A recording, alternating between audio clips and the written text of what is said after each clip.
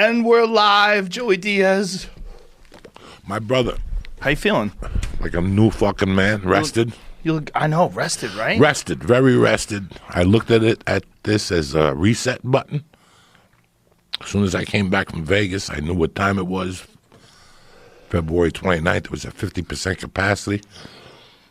Yeah, we were there a week later. We were there when Tommy was at the Mirage. And the UFC had their Vegas, the Las Vegas card. It was ghost town. It was not even half full. I mean, a week after you were at 50% capacity. It was probably dropping less than that. 30. It was at 30. But the UFC was packed. It was packed. Yeah. Packed. And then I came to the Comedy Store March 2nd, and that's when I could smell it in the fucking air. When I went into the green room, bro, and I saw all those people in the green room, I basically had a fucking... Panic attack? Yeah, and I went right to the door. There's a street door. Yeah. In the back of the Eddie Murphy door. If he comes back, that's what we'll call it, the Eddie Murphy door. Because how else is he going to get in and out of there? Yeah, they're going to have guards to get him in. So I went to the Eddie Murphy door, and I stayed there. And you could just see people in the audience like nothing was going on. And I just got like I was shattered by Saturday. And remember, I was supposed to be in New York for St. Patty's Day. And the Monday before, I was supposed to be in New York the 16th and 17th with a show at Nyack on the 12th. And I saw it happening. I went to a doctor for a shot on my knee to get the gel for the arthritis. And he said that you might have a weird reaction to it. And sure enough, Tuesday I went to boxing class, and the guy goes, "Dog, your leg is bruised." So I had a little bruising on my leg. And I got home, and that night on the news, it had hit New Rochelle. And I go, wait a second, New Rochelle and Nyack, they're like fucking neighbors. You know, my memory might not serve me right, but in my mind, that's all clustered. It's all pretty on top of everything. So I sent a letter, picture of my knee to the producers, and I said, I'm not coming in, because they wanted me to come in Thursday for wardrobe. And then I was just going to sit in my hotel room for 2 days, you know, go to Jersey and eat and shit like that. So even during all this, they were still planning on filming. And this is for the Sopranos movie. Mm-hmm. So we were going to do a couple of shoots, reshoots. No, not reshoots, extra scenes. So right. That Tuesday when I got home, New Rochelle had busted. I sent them a picture of my knee and said, I'm not getting on a plane till Friday. I want the swelling to go down. But it doesn't take a fucking... I got a GED.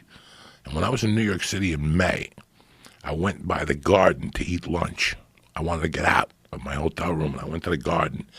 On the side, you could sit there at 12 o'clock, and they have everything. Steak sandwiches, whatever you want. Pretty fucking good, too. Trucks?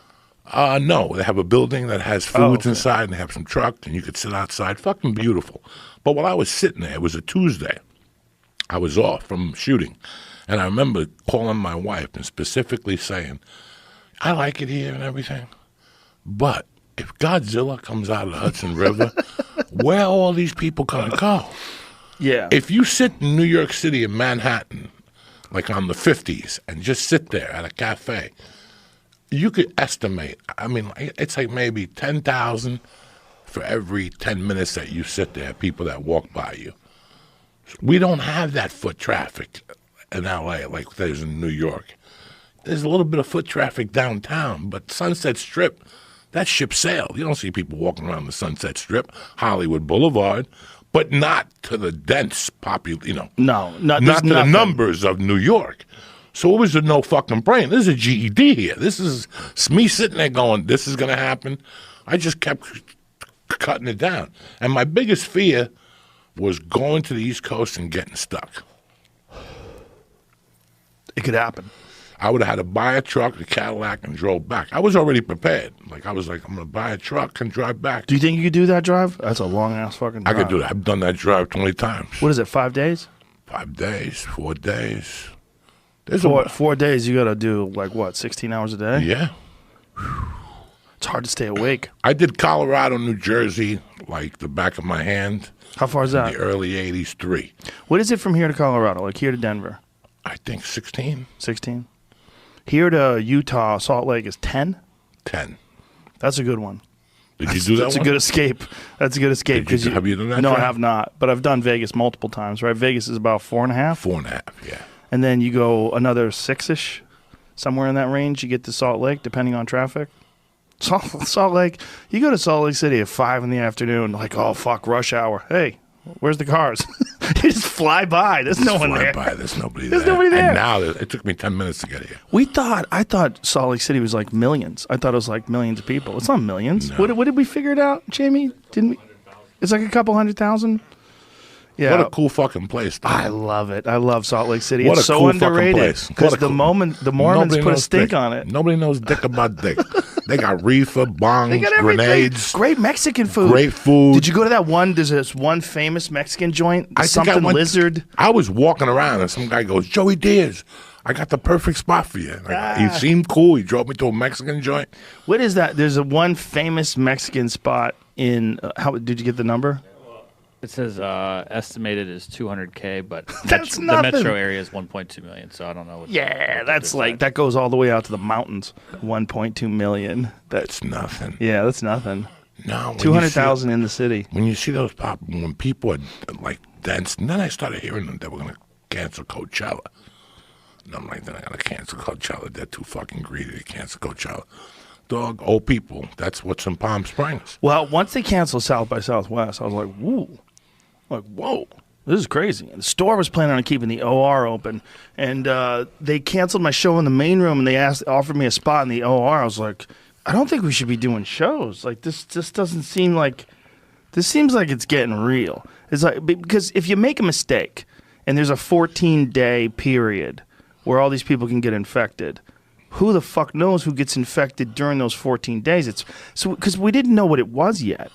It's still, we don't know what it is. It's still strange because very strange. So many people. Idris Elba apparently is asymptomatic. He's not showing any symptoms, and he has asthma. And I was reading something, find out if this is true, that somewhere in the neighborhood of 60% of the people are asymptomatic.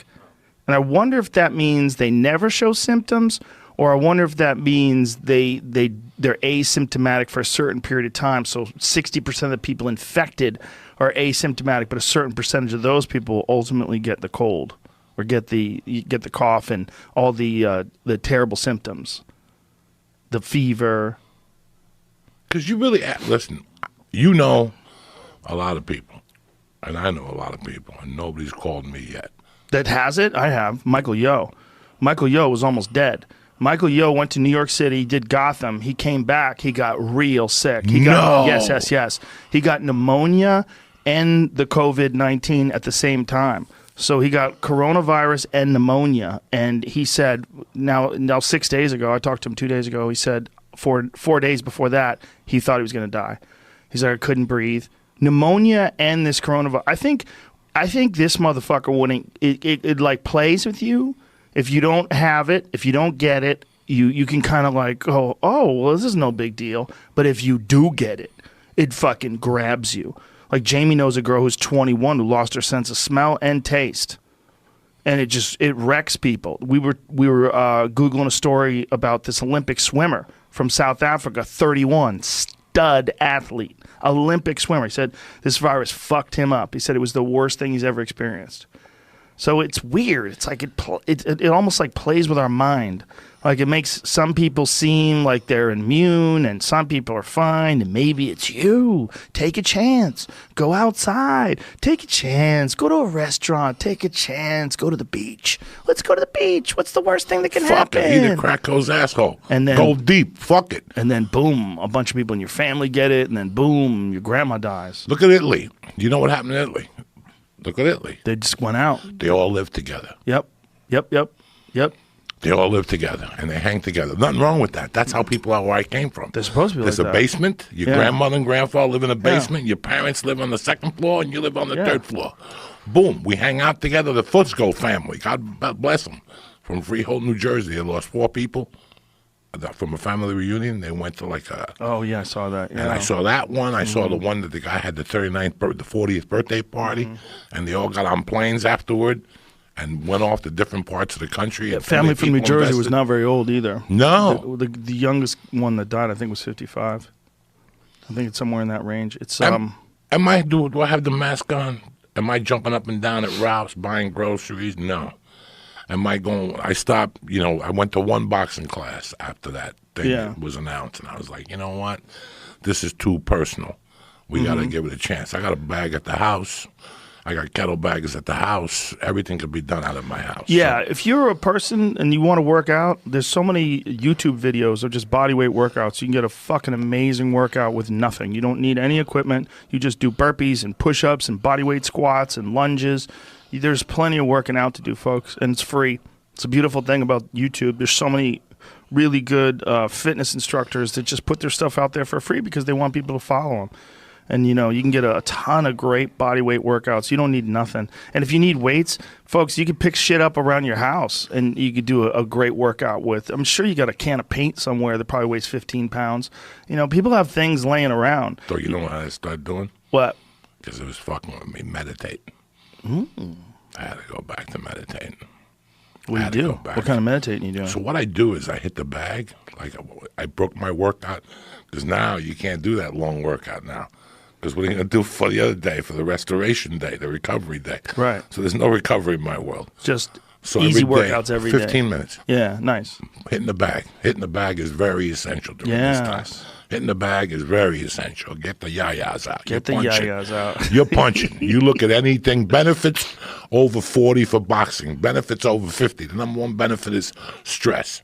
You know, for a couple of days there, dog, I was getting scared. Yeah. I'm not scared of it, but I respect it. There's a big difference. I respect what's going on. Something's going on. I'm not a fucking scientist. Have you ever been here in an earthquake? Yes. For me, it's the same feeling, but more magnified. It's like, okay, this is all right, but what is it like if it gets worse? Right. Are you scared of earthquakes? Oh, yeah. Where were you in July? I was on fucking stage. We were home. I didn't even feel it. I was on stage in Huntington Beach, and the room shook, and I just kept going. I just kept going. Fuck it. If a beam falls and hits me, this is it. But you felt it while you were on stage? Did you talk about it? Yes, I couldn't let them get scared. Oh. I could not let them get scared because now you lose the audience. I had 250 people in there. I know. So I could not let them get scared. How far into your act were you? 22 minutes. It was brilliant. It was perfect. I was just thinking about the other day. That was one of my best times I had the last year doing stand-up. Right in the middle. I'm on stage, and I had to calm them down, so I just went into a rant so they didn't get scared. Yeah. Yeah, my last show I did was like a Tuesday or a Wednesday at the Improv. I forget. Maybe a Wednesday. Did one show, 8 p.m. show. Great. Fun time. But I was like, I think this is it. This is the last show for a long time. I didn't want somebody to say they went to the Improv. Right. I didn't want somebody to say that they got sick at the Comedy Store. You will never shake that. The thing is, you'll never know. There's no way anybody could dial it into one person where you got it from.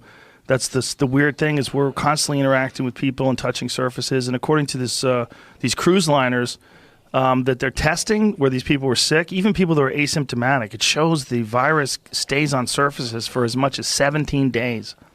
That's a new discovery. They thought it was 3 days before that. Now they're realizing even in asymptomatic people that don't he's got the spray. It's weird. It's a fucking weird virus, man. It's real weird. Real weird. My friend Dr. Peter Attia was saying that most people 55 and under, they seem to just get a cold. I mean, they're fine. They feel like shit for a while, but they get over it. He said, but then there's this 28-year-old fitness instructor that one of his friends is treating, who's a doctor, and this guy's on a ventilator. He's a fitness instructor. And they're like, there could be genetic conditions, predispositions, and then it might be vaping. They're thinking that vaping might have something to do with damaging some people's lungs, or cigarette smoking. Cigarette smoking is a bad one. And they think that might have contributed to a lot of deaths in Italy and in China. They smoke over there, Jack. In China and in Italy, they smoke. They outsmoke us, and they have less cancer in China. See, the thing is, are we sure they have less cancer? Yes. Like, when they say they have deaths, like how many deaths they have out of China, would you believe those numbers? I don't trust a fucking word of it. They're trying to say that this is an American disease. That's what the Chinese people are. There's some propaganda network from China that's, I don't know, it's connected to the government or what, or maybe it's people just fucking around. Maybe it's people trying to be funny. But they're putting out that this is a man-made disease that was spread in China by the United States government. So who the fuck are you trusting? I'm not trusting. I trust Italy when it comes to the numbers because I think they're being pretty honest about what a disaster it is. But China's trying to make it seem like everything's bouncing back now. I don't buy it. They opened up the movie theaters. In China? Yeah. You might just go to the fucking movies. Like one watching person went a to nightmare one movie movie. theater, yeah. Oh my God. Watch a horror movie while you're in this fucking theater just wondering if everything you touch is eventually going to kill you. Fuck. Apparently, they were saying also that it has something to do with blood type, and they don't know why. But a lot of the fatalities were blood type A. They seem to be vulnerable, or maybe it's just a coincidence. They say they don't have enough data yet, you know, especially here. Like reliable data that we can trust here in America, they don't have enough yet. So when I think about it, what gets me is that same feeling like an earthquake. Like once an earthquake hits, you're like, oh, all right, well, we're okay right now. But now we know that this can happen. Like the first one I ever experienced, I was first year here. I had an apartment in North Hollywood, and it was a thin place. Like you could hear the next door neighbor. She would get phone calls. I would hear her answering machine go off because this is the 90s, and I would hear the person talking on her answering machine. I could hear every conversation she had like it was through a towel. Like that's how thin it was. It was a shitty apartment. But when the earthquake hit, the apartment just went like this. And I remember thinking, this is like when you're a kid and you're playing in a refrigerator box. Remember those refrigerator boxes? We would get them on the street, my God, and we would all climb in them and fuck around, but they were flimsy. I'm like, this house felt like a refrigerator box. It just started moving like this. And it wasn't even a big earthquake. It was like a 5-something, like a 5.5 or something like that. It wasn't a huge one. They say it was an aftershock from Northridge. It just started doing this. Just moving back and forth, and I was like, whoa. I didn't think it was going to be like that. I thought the ground would shake. I thought it'd be like you feel your feet moving. Weird. It's not. Everything just goes left and right. Everything just shifts. Like the ground is made out of, like it's sand or something. Like instantly it just becomes pliable. It's weird. I saw the cat drinking water, and all of a sudden I saw the cat in the air and the bowl in the air. That's how much of a dip it made. I heard it, looked, like like you're on the computer and something, and and I looked and I saw the cat drinking water, and all of a sudden I saw the cat in the air, and when he landed, he took off, and they're supposed to feel something before the earthquake. I think dogs do better than cats. Yeah, I think those indoor cats are done. They're done. Once you bring them indoor, a mouse runs by them, they're like, I'm done. But I don't think so, because my cats are alive and kicking at midnight. They still have fun. They're like Judas How Priest. many do you have now? 3. You only have 3? That's crazy. You were up to 11 at one point. 9, 10. You had 9, or I think you had 11. You probably forgot. I had so many of them outside. I was feeding. I had so many of them. Oh, that's right. You had a bunch of feral ones that lived in the yard, too. Mark Maron has that kind of setup, too. Yeah. Or at least he used to at his old place. It is fucking crazy. I'm down to 3. I'm down to 3 girls. All the boys punched the ticket. My favorite one died 3 months ago, the little boy. Now I'm down to girls. I don't know what I'm going to do, what my next move is. I'm waiting to see what the smoke clears. Maybe get a German Shepherd. I don't know. We should all get out of here. No shit. Legitimately. No shit. We should get out of here. No shit. This should be our wake-up call. We should all just pack up and go to Denver. This is a big wake-up call for a lot of people. This is going to be a big wake-up call. You know, there's a lot of places like Loveland, hour outside of Denver. You know what I mean? Evergreen, 30 minutes outside of Denver. You know what? What happened to Montana? What happened to Montana? You ever hear anything about Montana? No, but here's the thing. Denver's got comedy. Utah's got comedy. You know what? Why don't we just open up a club in Montana, in Billings? We could do it. Everybody's opening up a club in St. Louis. Everybody's opening up a club here. Can you imagine if we opened up a club? War to war with everybody else. Comedy school in fucking Billings, Montana. If we just decided to do that. When was the last time you were in Montana? Oh, 6 months ago or so. What did you think? I love it there. What I love Bozeman. What are we waiting for? The winter's a motherfucker, though, son. That winter's real, and look there's grizzly bears in the woods. Look what we're living through now. What does it make you realize? That we could do anything. See, this makes you realize. Look, after every earthquake, there's a certain percentage of Californians that wake up and say, I'm not going through that again. Right. They get up and leave. There's certain Californians that go like me, that go, oh, shit, you got to get a generator for my fat sleep apnea machine. And every time you go to the supermarket, buy 2 of something. buy Yeah. 2 cans of cream corn, buy 2 cans of this. You go in my fucking garage, I'm good. Yeah, you gotta have dried stuff. I'm good. I'm good. You know why? Because I'm a child of the 60s. When I was growing up, every building you moved into had a fallout shelter, you dumb fucks. Oh yeah, we forgot. Nobody about those. remembers the fucking fallout shelter. And they had Tang and fucking TV dinners down there. And every once in a while, your building would run a fucking thing. The Russians are coming. The Russians are coming. And you'd have to run to the basement and close the door. And they had like a vent. And in grammar schools, you had to go down to the basement. And they'd give you like the fucking Tang juice and all that shit. Forgot about fallout shelters were an East Coast thing, right? Fuck yeah. Nobody remembers the fallout shelter. So I've always lived like it's the fallout shelter. I always had a back situation. I got weed till doomsday. Your family came over here when? 66. 66. But they had been over here already dabbling. They Dabbling? had been over here since the 50s, fucking around, numbers, whatever the fuck my mom was doing, whatever the fuck my dad was doing. So they were already hip. They made it official in 66. So when I was being raised here, my first couple of years in this country we were living under fear. Vietnam was going on. They had just killed Kennedy, and now they just killed, because I was alive and kicking when Sirhan killed Robert Kennedy. So it was a different time then. We were living in a little fear. Cubans had pointed missiles at us. Us and the Russians weren't that fucking cool. So that's why the fallout shelter was big. Just in case they threw a bomb at us, we'd go downstairs to a basement and live and stuff like that. So I think what fucked with me was the Yoel Romero fight. The night of the Yoel Romero fight, I was invited to a friend's house to watch the fight. And I pretty much had a nervous breakdown from the fear of leaving the house. Really? Because of the... Because of the virus? Yeah. Really? Like nervous breakdowns. You didn't want to go to your friend's house? Best guy in the world. Had But it you were catered like, and I gotta everything. stay home. 4 people, you know. You never know. I asked him if they were cool. He goes, yeah. I go, nobody's been to China. Nobody's been. No, because that's the problem. See, Yeah. I knew it was going to affect. Look at the skier that went skiing in New Rochelle, the Jewish guy that went to the synagogue. Well, the 2 dudes he went skiing with are in Encino in critical condition, or they were. He went in a group. Then he went to the synagogue in New Rochelle and spread it all around. He should be the most popular guy in the neighborhood today. You know what I'm saying? That guy, like, nobody wants to talk to him tonight. So he brought it there from Italy. He went skiing in Italy. He couldn't go to fucking Riverton, Wyoming, or fucking Utah, or fucking Aspen. He had to go to Italy like a big shot. Well, he probably planned a trip to Italy long before any I don't of give this a shit. fuck. Go to Aspen, you fuck.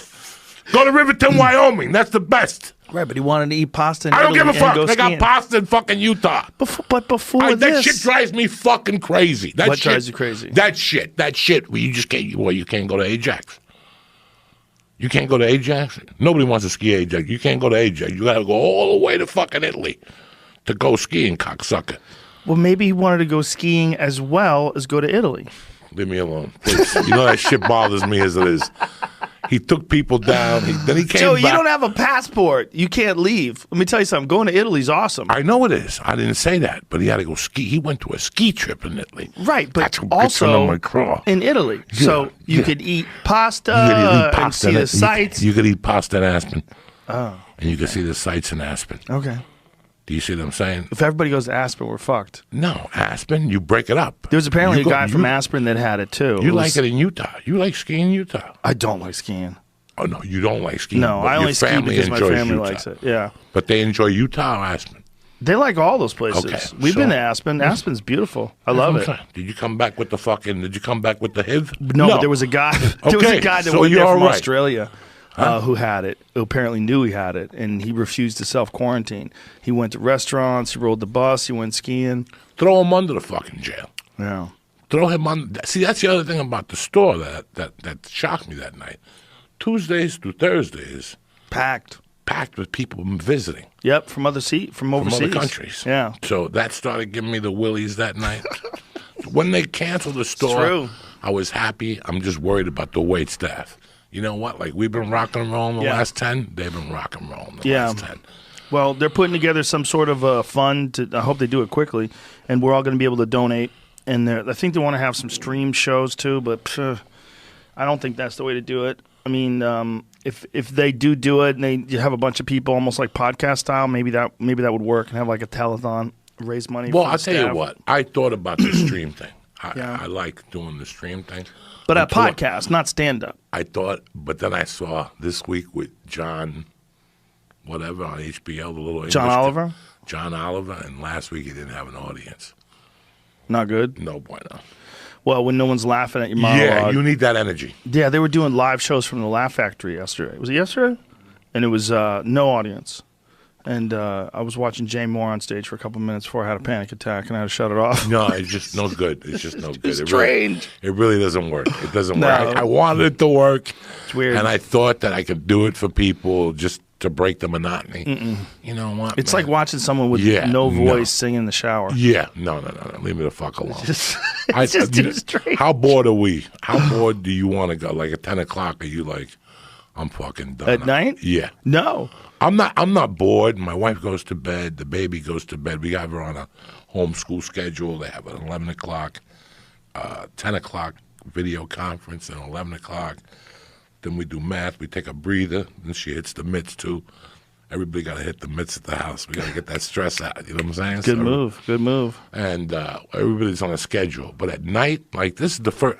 I have not been out of the house in 21 nights. No, what? 25th? Today's the 25th, Yeah, right? 23 nights. So at 11 o'clock, I got a little bored. Thank God the edibles started not working. Because you won't been too exposed to them? Yeah, I just been Built popping. up a tolerance? I've been popping 2, 3s. You know, Yeah. I've been eating them so much. Like the first week of the week before St. Patty's, I was under so much personal stress. Like I was so fearful of that plane ride to New York that I was getting fucking gazilled. I wasn't even. Imagine getting if you took stoned. that flight. You would have probably caught it. I mean, that whole New York area, there's a real good chance you could I had a catch it there. JetBlue by myself cabin. I had it all planned out, but the more I thought about it, I'm like, I don't know, guys. I don't want to be in a hotel. I know how I know how the food service industry works. But it was that very weekend that Yo got it. That very weekend that you went. That you were supposed to go. That was the heat of it. Yeah. That was the fucking heat of it.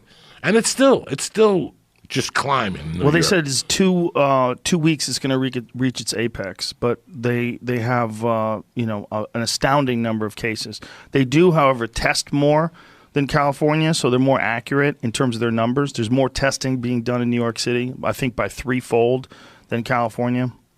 It's crazy, man. This is a whole new time, and I really hope it's a wake-up call for us. It is a wake-up call. This is, Doug, listen, as jokey as this may sound or whatever, I've always had a faith.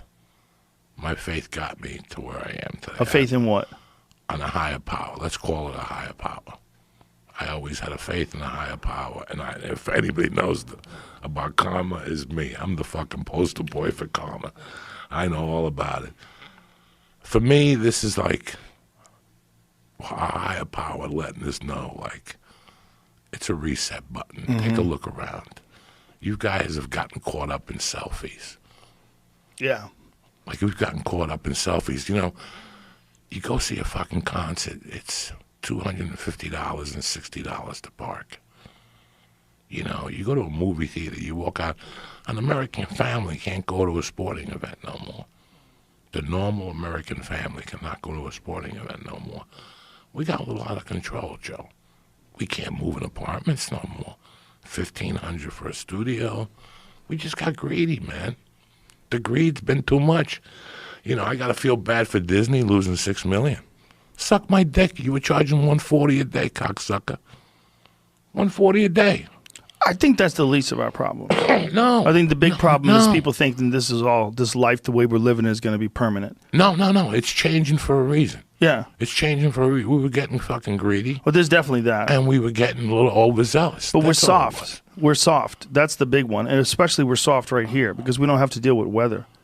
Right here, we don't have to deal with nothing. You go outside every day. You can It's sleep a beautiful outside. day to be alive. It's a great place to be homeless. All you need is a sleeping bag. Get under an overpass. If it does rain, it only rains 10 days a year. You'll be fine. You know, this is a great place because of that. But because of that also, we're not humbled enough.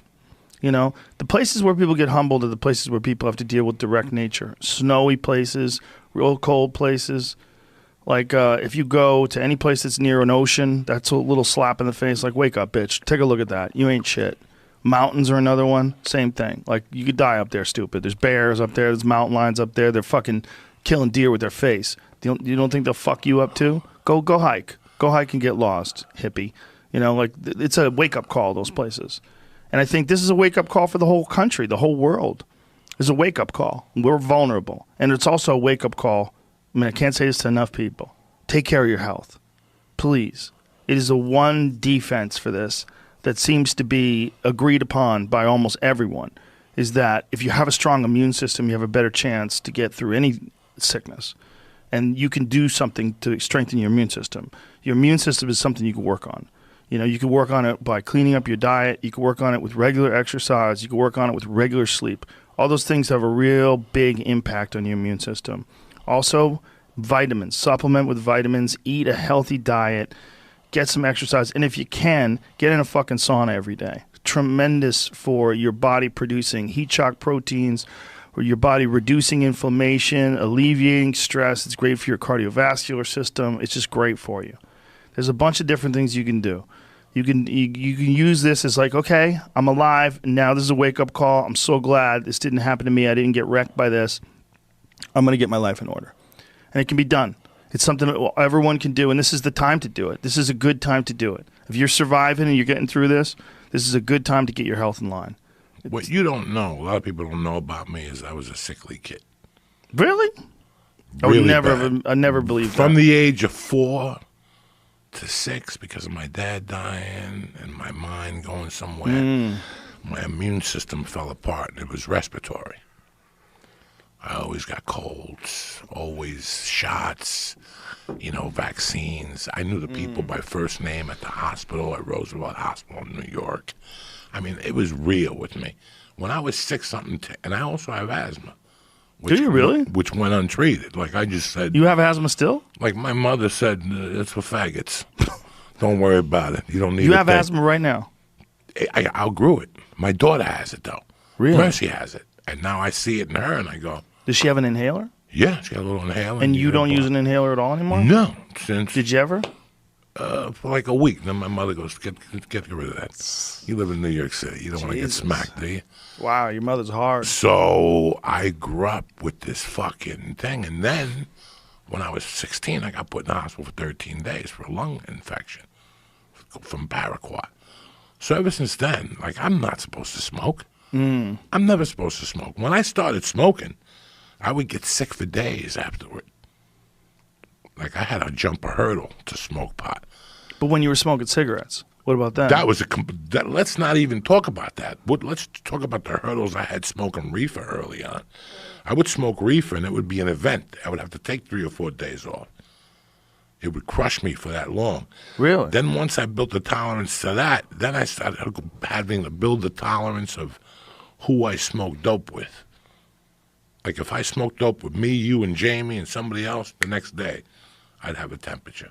You'd get sick from someone. Yeah, 13, 14.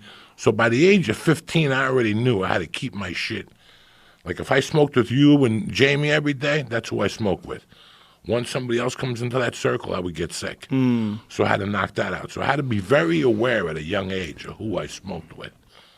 I got sick a lot when I was competing. I wasn't taking care of myself back then. I didn't even take vitamins. I didn't take shit. I got sick a lot because I was always stressed out too because I was always nervous because I was fighting all the time. So, you get ready, and the weeks up to a tournament, that's the most stressful. And then the week of the tournament, I'd always come down with something. And you wind up fighting sick. Fought sick in Anaheim. I flew out to California to fight in the Nationals. I fought sick. Had 3 fights sick. Did we figure out what the percentage? I found something that said that was an estimation that was close to 60%. Of a week ago, they said asymptomatic. it was only 20% though. So Well, I think as time goes on, they're getting a better picture of it. Take care of your immune system, kids. I've been drinking a shitload of water, too. A lot of oh, my water, God. I'm peeing like kombucha, crazy. Kombucha. With some CBD oil. Yep. CBD oil for sure. I took some pet CBD oil accidentally. I wasn't paying attention. I went to the cabinet to get some CBD oil. I'm like, man, this is tasty. What is this? It's like peanut butter CBD oil. And I had 3 droppers full. And then I looked on it, it said pet.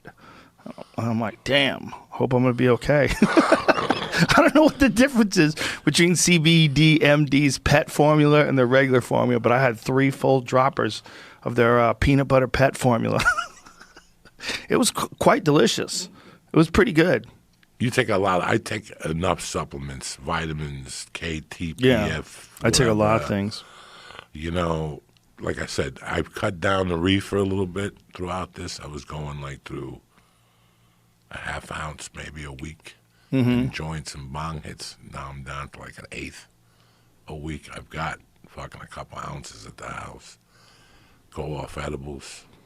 I'm enjoying the time, just the relaxing time of no pressure of things to do, no shows to go to, stay home every night, hang out with the girls. I'm enjoying it. I don't watch the news. Yeah. That's what was fucking with me the first week. I had that little nervous breakdown on the 7th. That was really fucking with me. And then I said, that's it. I went back to my roots. I went back to Boulder. I took it back to the Roper Institute, bitch. And I took it back to the meditation. So what I would do is I'd hit the bag 15, and then to come down, I'd stretch and just do yoga poses and breathe. And then end with like a long fucking meditation and get some vitamin D. I do everything outside. In the back of the house, I got a little backyard hidden. I think that hitting the bag is a kind of meditation. Yes. I really do. Yes. I think if you really can just I just concentrate on your focus on my breath. breathing. Yeah, that's what I do. I focus on my yes. breathing. And I do 3 minutes, 30 seconds off. I do try to do 5 sets of that. Yeah. But then after that, the stretch has really helped me. Oh, yeah. Now I have no cryotherapy. I got no acupuncture. None of those things. Is cryo closed? Cryo's closed. Yeah. I stayed Hot away for baths? the last 2 weeks. I did a little Novator, which is the red lights, until about 10 days ago. Yeah. And then this started getting a little serious. And I go, you know what? Let's start just cutting down on this whole thing. Mm-hmm. And then last weekend, I see what was going on at the parks and shit. There's a park close to my house. I said, let me go over there and make a few calls. I'm like, this is crazy down here. Look at these people. Packed. They're on top of each other. Yeah. And if I'm running behind you, that makes no sense. They're all running the same way. You're running right into it. someone's You're running spit. right into it. I mean, and I got a GED, Joe. This is what kills me. I got a GED, and I'm sitting there watching these fucking morons run behind each other. All of a sudden you're fucking Rocky, but you're sucking that guy's breath in. And Yeah. the chick behind you sucking her breath in. And Oh, my God. And the chick behind you, and they all run in the same direction, 10 feet away from each other. So Like I a knew race. that. A So race now would be the a great cops way are to get stopping. sick. Oh, the cops tell them to get out of the park. The cops are pulling in the park going, listen, what are we doing here? But you can be by yourself, right? I saw some people hitting the pads at the park where someone was holding pads for somebody. You Yeah, could do they're that. You doing got that. some They're space doing that, away yeah. from each other. You can get a little workout But in. there's always going to be that dude that's going to come up to you. Yeah. There's always that dude. Hey, man, aren't you worried about the coronavirus? I have to take the racehorse out early. My daughter's a racehorse. So at 8:45, I give my wife a break, and I just take her for a little stroll. Just wear her out Just a to little. wear her out a little bit. We play badminton, whatever the fuck that is. yeah. The tennis with the fly. Yeah. I throw wiffle balls at her. I was telling Lee the other day, in the heat of all this, I'm there at 9:15 for a reason. They got the playground sealed off, and then they got a huge fucking park. And for some reason, everybody who had to walk in between me and my daughter. Dog, by the second person, I had to say something. Really? Really? You can't walk around. You got to walk in between. People can't have enough.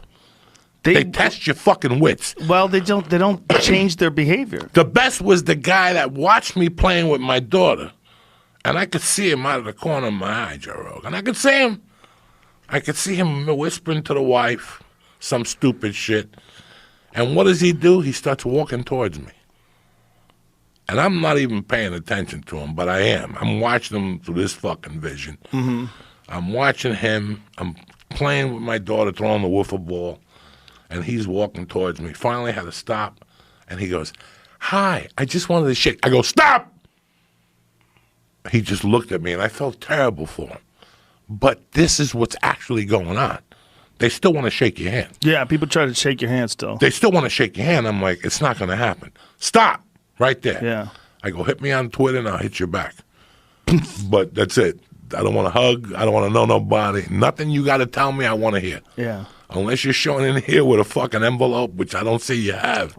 Don't come close to me at all. People, they're not changing their behavior that No, much. they're And some not people, changing their behavior. there's a number of people, right? So some people are paying attention to everything. Some people are over cautious. I went to the fucking supermarket. This lady had goggles on, and she had, I mean, not goggles, but big Jackie Onassis, dark sunglasses, a fucking face mask with these giant gloves on, and she's walking away from everybody like everyone's a bomb. And she's doing her grocery shop. I'm like, okay, well, you've gone too far. This is a little ridiculous. And then I'm looking at other people that are acting like there's nothing wrong, and they try to shake your hand. And then there's people that are paying attention too much, so they've become paranoid and they're not even living their life. And then there's other people that aren't paying attention at all. They're barely paying attention. I'm in the middle. They barely look at the I'm in news. the middle. I know I have to live my life. That means I don't have to go to 7-Eleven for nothing. Yeah. 7-Eleven is filthy. I don't have to go in there for nothing. Okay? Nothing. I got rolling papers. I got everything in my house. Lighters. I got lighters till the next millennium. I can light myself up 10 times with the lighters I got. I'm not putting myself in a bad position. Yeah. You know, you've been quarantined. Jamie's been quarantined. Jamie, I didn't go to fuck. You know, there's some idiots that tonight there'll be a concert. They'll go. Where? No, if I tell you that tonight there's a concert, they'll go. If it was. If it was, they'll still. Well, Liberty University is letting students back in today. Jesus is going to look out for them. Yeah. There was an article on CNN. They were showing Liberty University opening up its doors again to students. Like, this just started, you fucks. You can't just, Where do you think we are right now? beginning. You This really is the think we're in beginning. the beginning? Yes. Yes. You this is don't the think beginning. we're good till mid-May? No, listen, it keeps accelerating every day. If it's accelerating every day, that means it's at the beginning. Every day there's more cases. Every day there's more people getting sick. Now, didn't he say yesterday, and I don't quote me on this, he's talking about Easter. Yeah, because it's a very special day to him. See, he said it's a special day. Like, this virus doesn't give a fuck what day you think Jesus came out of the ground. This virus doesn't give a fuck. And if you don't respect it, people are going to die. And there's people like the lieutenant governor, I think, is who he is, of Texas, who is like, we should take a risk with older people just to get the economy back in line. And people are like, whoa, what are you saying? You think the economy? We should get the economy back in line, and by doing the economy, some old people are going to have to die. You're ready to sacrifice people for money. Yeah, older people would rather die than let COVID-19 harm U.S. economy, Texas official said. Older people would rather die. This is what he says. Lieutenant Governor Dan Patrick. Okay. Yeah, and, he was saying that he's in that high-risk category himself because he's 70. You know what it is? These politicians are terrified that this is going to lead to an economic disaster and their name's going to be stuck on it. I think they were terrified at first that they had to act, they had to close things down, but they didn't have a plan. And now they realize, like, oh, my God, this might have to stay locked down for a long time. What happens to the economy? Yeah, you didn't have a plan. No one had a plan. So they locked everything down, and now they're like, listen, this could last a long time. We got to start the rumblings now of getting this ball rolling again. Because if this goes 6-7 months and no one's working, no one can go outside their house for 6-7 months, like, this is crazy. We won't have any money, and China's going to take over. Tucker Carlson had this whole piece he did that I saw that was actually pretty accurate, where he's talking about what could be possible. He was talking about how the NBA. Did you see that whole segment where the NBA, they had said something about China, and then you see all these people that were praising China and saying positive things about China. What was this? What was the reason behind that, Jamie? You're an NBA guy. The GM for the Houston Rockets tweeted like support for Hong Kong. That's right. It was support for Hong Kong, and then China got pissed at that, and so then they started tweeting nice things about China, and they started. Well, at the time that happened, there was like NBA teams in China doing games, and Right. they'd just come back, and then they started asking all of them what they thought about this, and then like LeBron started supporting China, I think, and then everyone jumped on them and like money over people, I think, and then Well, you mean that they face consequences for supporting Hong Kong? Yeah. Well, what Tucker Carlson was saying in this piece was that imagine if that's the whole country. Like, understand that, like, if China's the ruler of the world, if China becomes the ruler of the world, not the United States, because of something like this, like, this is all really possible. Like, the idea that the United States is the ruler of the world, so it has to stay the ruler of the world forever. No, natural disasters, disease, fucking asteroid impact. There's a bunch of different things that could shift the balance of power in the world. Rome used to run everything, right? There's Europe, England, the UK. England used to run half the fucking planet. There's a lot of different countries that were on top of the world that are no longer on top of the world. And we would be in a real sticky situation if we had to live under the same military dictatorship that China does. And the idea that we would never have to live under that. We can't, we're America. Well, that's ridiculous because we're human beings and other human beings are stuck in a circumstance where they're living under a military dictatorship. So there's no difference between them and us other than culture and the place where they live. That shifts. Things change.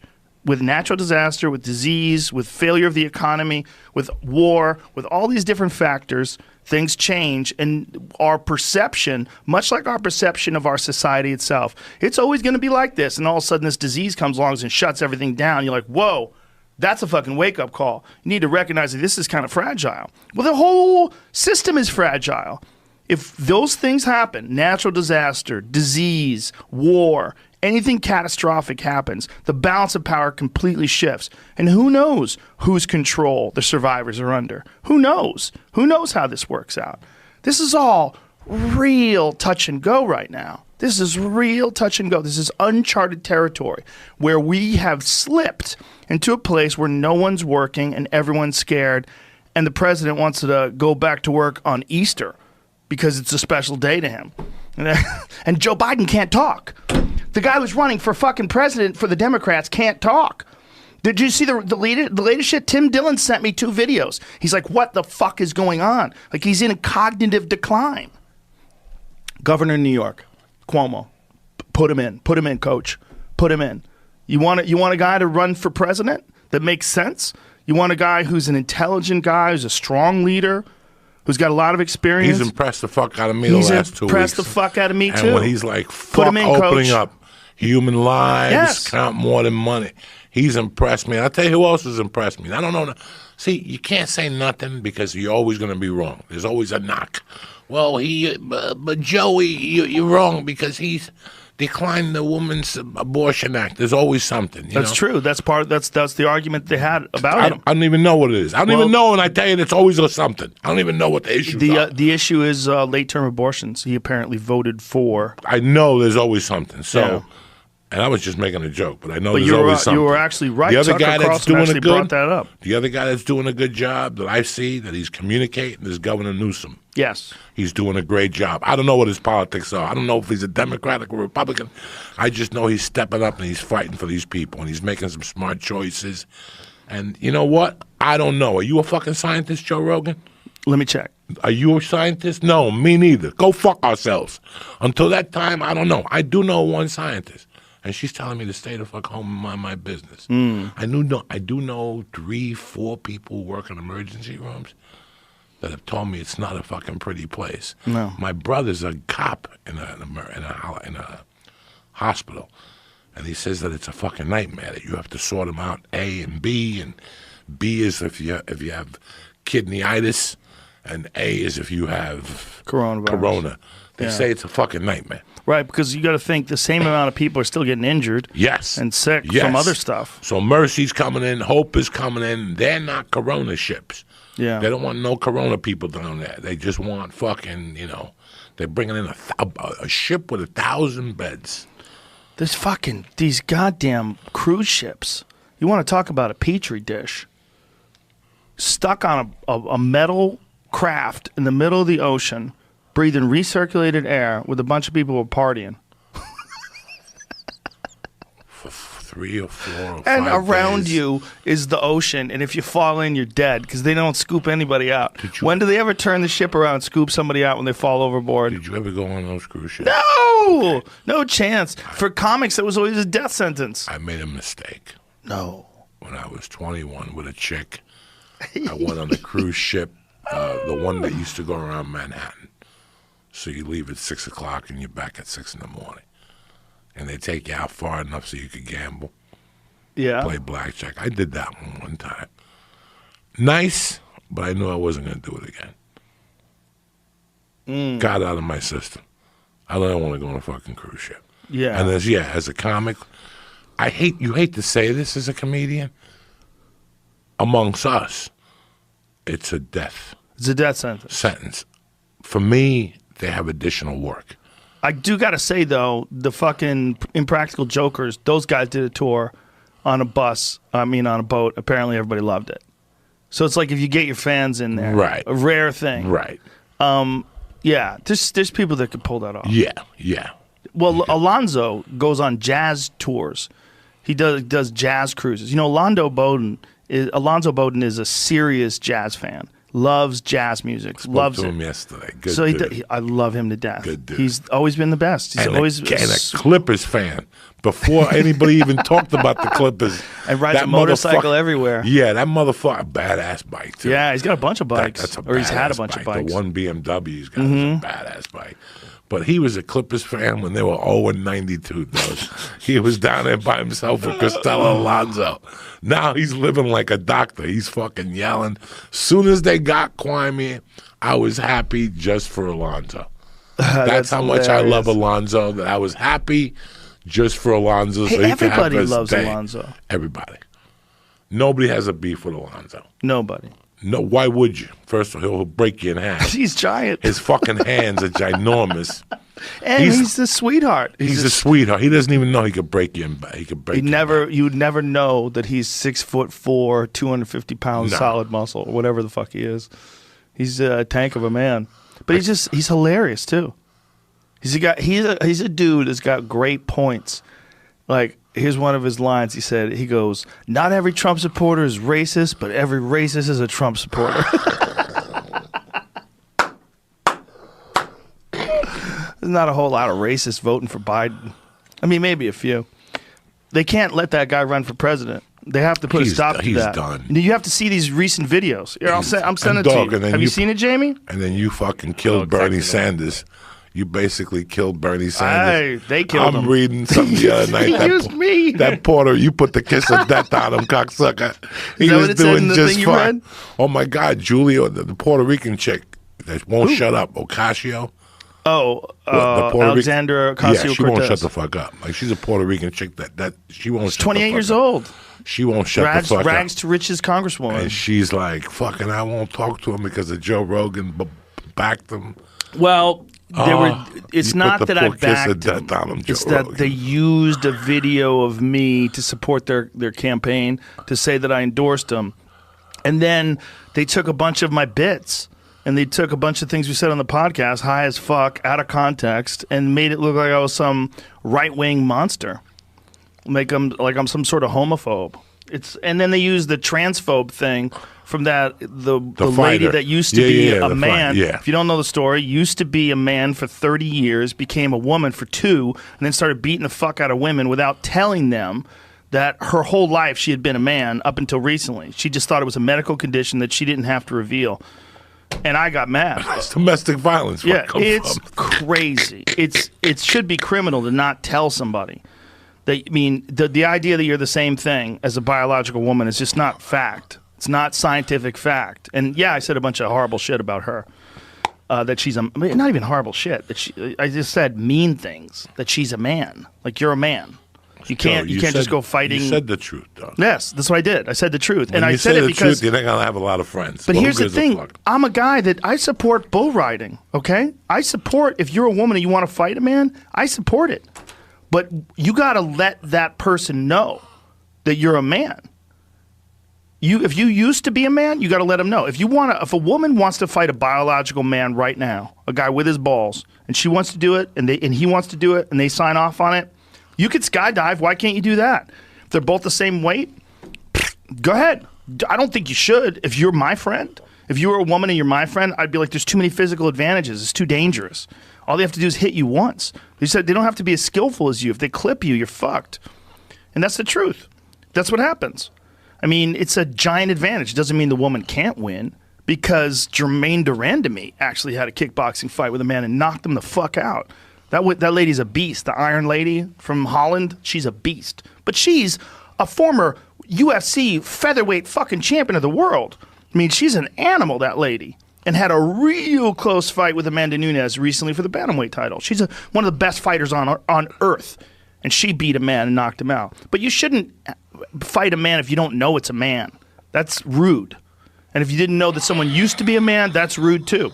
So they tried to pretend that I'm not this transphobic crusader. I love all people. I literally love all people.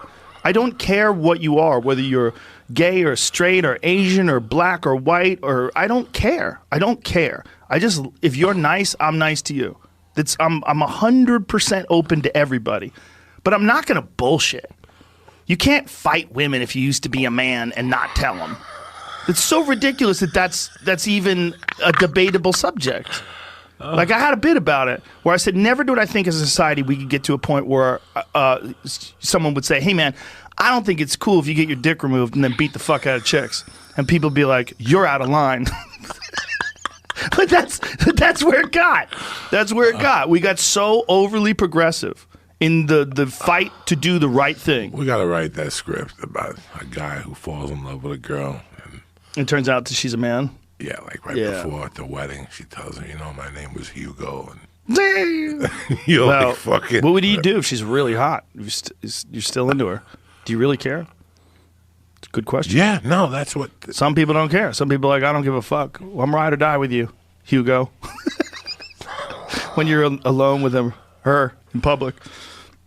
Yeah, man. It's in the fight to do the right thing, and that's what's going on with progressives when they get overly progressive. They think they're fighting to do the right thing. But you have to be able to call out shit that's wrong on your side.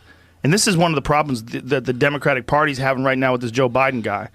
You guys got to be able to call it out. You can't let this slide because everybody else sees it, and Trump is going to eat him alive. He's going to eat that guy alive. The guy can barely remember what he's talking about while he's talking. Do you know which one it was? Because there's a few videos. There's a few around. of them. Yeah.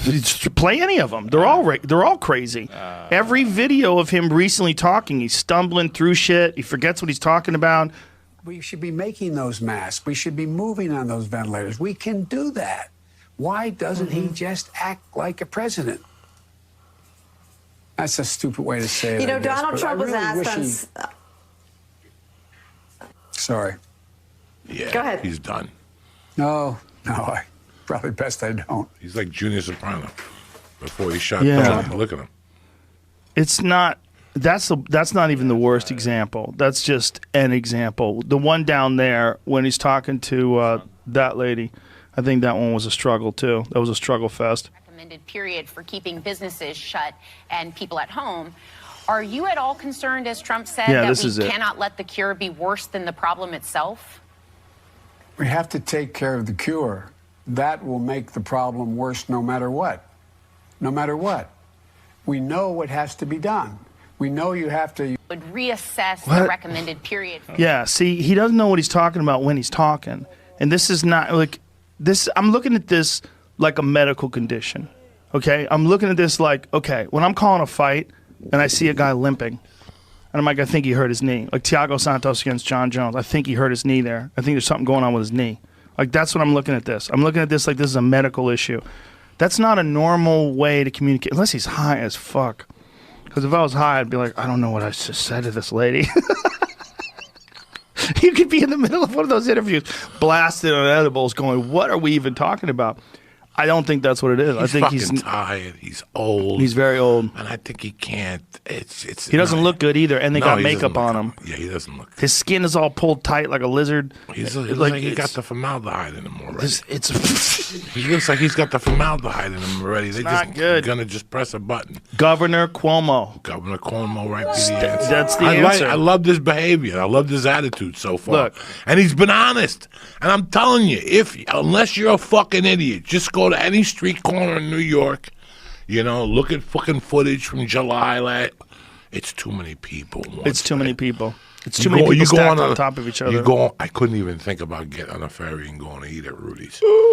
Like, I was staying somewhere on Park Avenue, and I'm like, so I got to get into an Uber, which are fucking filthy in New York. Okay, when you walk into an Uber, people are sitting in cars with the windows shut, breathing whatever he's breathing. Yep. I'd open up the car and let the guy's like, you going to get in? Yeah, give it a minute. And then I would take my handy wipe out and lower the window and close the fucking door before I got in. When I get on the ferry, I stand outside. I don't sit in there. I breathe that Hudson River air. That's good for you. That's as good as it's going to get. Disinfectant. All those bodies and shit floating in there. And that fucking Malukia dust in there and pollution, whatever the fuck is in there. But I knew. Look, within weeks, Teaneck, right? Teaneck was the one that got contaminated. Did they? Fort Lee got it. That's all my fucking neighborhood. I don't think nobody. Hoboken was really bad. Hoboken got it bad? Hoboken, the cops had to go in there and fucking, like, Hoboken was like a party. Like, Hoboken didn't give a fuck. Like, they were fucking just having orgies in Hoboken. Gino told me, you got to see it. Really? So they finally had to go down and they closed Hoboken. Like, you weren't allowed to go into Hoboken. Only people who lived in Hoboken could party in Hoboken. Then they just had to fucking shut it down. Like, somebody had a meme on their page. It might have been Donnell. I forget who it was. No, it might have been Snoop. I don't remember who it was. But anyway, they had a meme on their page that said, you're telling people you're going to put them in jail if they go out after 8 p.m., but you're letting people out of jail early because they got the coronavirus. And there's someone going, like, what? Like, what the fuck? What are you saying? Are you going to lock people up, but you're letting people out? First off, if you looked at this whole thing, there's been some weird people who got tests. They got tests? Like, they got tested. Like, there's been some weird like people. Who? Like, even Isbin Abbas, whatever his fucking name is. The black dude. Isbin Abbas, whatever his fucking name is. Idris Elba. Yeah, the black dude that got shot. Well, he lives in England, and he got tested because he was in contact with other people that had it. Why the fuck did Harvey get a test? Because he's in Rikers, and Rikers has a massive outbreak. No shit. Yes. Yeah, he's in Rikers. He's in maximum security. Well, he's in Buffalo now. Oh, did they move him to that? Because of the corona? He's in a hospital up in Buffalo. He's outside fucked. Of Buffalo. He's fucked. He probably has no will to live. I mean, he probably doesn't have a will to get through this. I mean, I don't know what kind of medical treatment they're going to give him, but this could do him in easily. It's running rampant. But he's so sick already. You look at the guy; he can barely walk. His health is deteriorating. Oh, the stress from this trial killed him. Crushed him. Took 20 years off his life instantly. Killed him. This shit kills you. This is just a death sentence. I was just saying, we were talking about this yesterday. Imagine if you came up to him 4 years ago and said, I want to show you your future. Dying in a bed in prison for things you've already done.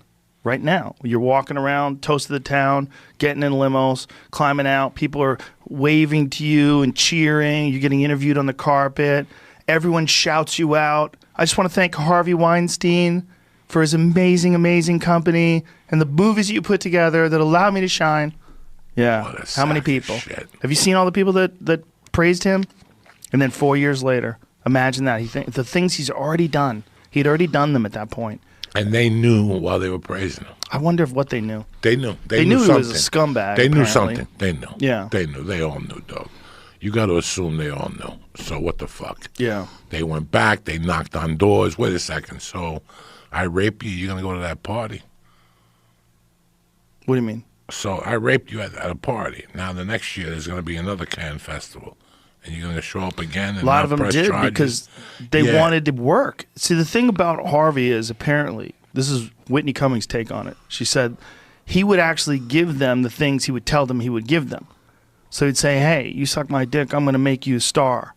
And he would actually do it. He would actually put them in these movies. He would give them so they were happy. So they would get all this treatment, and then they had to spend some alone time with him every now and then. So they would send him emails, lovey-dovey emails. But really, they hated him. And that's when all this came out. He didn't even see it coming because he thought that they loved him.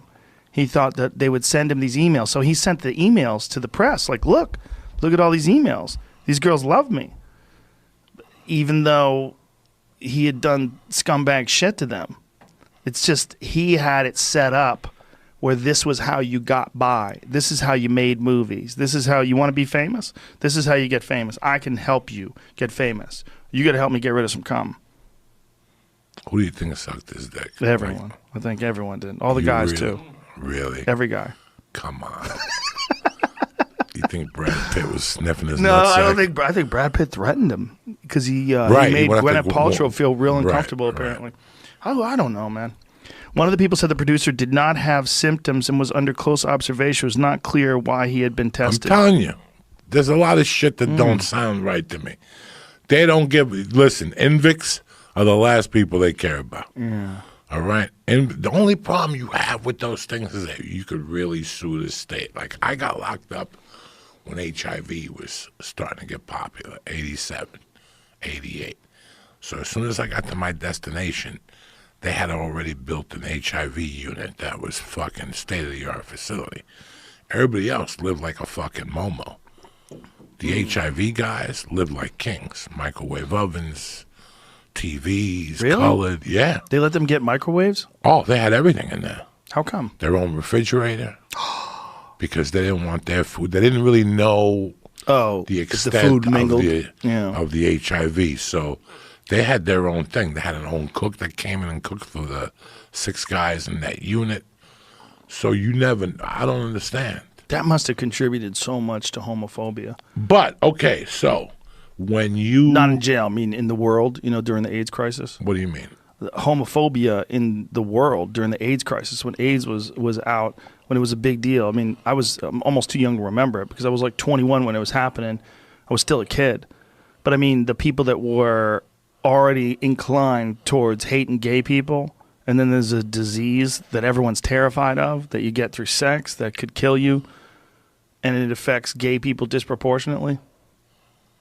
83, 82, those are tough years, They even made a phenomenal movie about it called And the Band Played On with Richard Gere and a bunch of great actors. Richard Gere played the guy that the guy that's a choreographer that did a bunch of plays. I can't remember his name. Oh yeah, but he played him in like a weird manner, and everybody in that movie was a movie star. It was a phenomenal movie about HIV. HIV really started with a stewardess, a male stewardess that would take flights from France or Italy or England, one of those. Don't quote me, but let's just go with France, to New York. And when he would come to New York, he would fuck somebody from the plane, then go to Studio 54 and get his dick sucked, and then go right back to England. And he kept doing that. It was all sex with the same stewardess. Really? If you watch that And the Band Played On, people forget about that. I was going to put that out in this week. I never saw it. For one of my weekly movies. Excuse me, Jamie, if you can see if there's a trailer for it or something. And the Band Played On. We can't play the trailer. No, but they'll tell you who's in it. Oh. And you're going to go, damn, how the fuck did I even see that? Everybody's in it. Like, it was such a... That's the whole movie. Hold on. Sorry. Well, just go to the movie. Don't go for a YouTube. Don't go to a trailer. Just go to the movie on IMDb. Look at Richard Gere, how good looking he was then. He was beautiful. Still slinging dick. He's a beautiful man. And these just guys were all gay, Okay. and he's going to interview gay dudes that got it. And they're telling him, man, it started with a spot on my hand, and this is a phenomenal, phenomenal movie if you've never seen it. So there's the cast. Matthew Modine from Vision Quest. Alan Alda, Matthew Modine, Natalie Bay, Phil Collins, Alex Courtney, David Dukes, Richard Gere. There's somebody else in this movie. That was back in the day when rock Angelica stars. Houston was great. Glenn Healy was great in this. See, they're all doctors. Yes, Richard Gere was a choreographer. It doesn't say which choreographer. It doesn't say. But it's supposed to be somebody who was very big at that time. Who's it? See, who it's supposed to be based on, Jamie? He's on the movie posters and shit. So. Yes. The actual choreographer, the real one that it's based on? Richard Gere is. Right, but find out who it was supposed to be based on. Phil Collins was in that movie. It's interesting, the rock stars used to be, they used to do movies back then. Remember, Gene Simmons did a few movies. He was phenomenal. Gene Simmons did a movie called with the dude from, oh my God. When the guy put the bomb in his mouth? Oh. Rutger Hauer. Rutger Hauer. That's right. Wanted, Dead or Alive, cocksucker. Gene Simmons did that one. He was a bad guy. Where Gene Simmons was brilliant was on Miami Vice when he played the coke dealer on the fucking boat in the pilot for the second season. He was phenomenal. He played an Arab. He always played an Arab. They made him take a suntan. They told him, Gene, go be an Arab. And he would fucking get a suntan. And Wanted, Dead or Alive, he was an Arab terrorist. And in Miami Vice, he was like an international Arab arms dealer. And he hooks up Crockett and Tubbs. He did a ton of work. And Phil Collins did a good Miami Vice, too, with Kira Sedgwick, who is what's-his-name's wife now. He did a tremendous episode. Kevin Bacon, right? Yeah, she's married to Kevin Bacon. There's a lot of great movies from that era. I've been putting them out, G. That's it. It started like March 4th for me by mistake. At about 11 o'clock, I caught on because my wife changed something at the house, so they threw a different epic on us, some package, and at 11 o'clock, Death Wish would start. And I watched it from the beginning, and now I know why rape and all that shit is disturbing to me. It's that movie. Oh, right. I remember remember the rape scene in that movie as a little kid fucked my shit up. Wasn't Jeff Goldblum one of the rapers? And one of the one or two. That rape scene in that movie fucked me up, so I started watching my mom a lot more. I'm like, that's what rape is? That's fucking nasty. Those movies got campy. Like the Death Wish movie started out, the real first one was really kind of disturbing and scary. Very disturbing. And you were with Bronson. You were like, go get him. Oh, no. You were with Bronson. And at that time, New York had the vigilante, the Jewish guy, Berkowitz, the one that got on the train and shot the two black teens because he felt intimidated by him. Right, So New York, shot one in the back. Right. New York was kind of in a fucking little bit of a uproar. I don't know if Death Wish was first or that movie was first. But Death Wish is fucking, the rape scene is so fucking disturbing you want to cry. And as a kid, I remember thinking about like my mother at the bar, like this could happen to my mother? Oh, this could never fucking happen. Yes, it is Jeff Goldblum. You're absolutely right. Yeah, he was real scary in it too. He was real creepy. Yeah, this is horrible shit, man. This has happened to people before. That's real. Charles Bronson was a bad motherfucker in that movie, too. You believed it. He had those shark eyes. Dog, he went to Arizona to try to relax after his wife died or his wife was a vegetable, and that dude gave him a gun, took him to the gun range, and that's when it was all fucking over. He just went out at night looking for motherfuckers to shoot. I got a good movie that people forgot about. Which one? Southern Comfort. How good is it? It's a real good movie. You remember that movie? No. A bunch of guys are doing. They're in the swamp.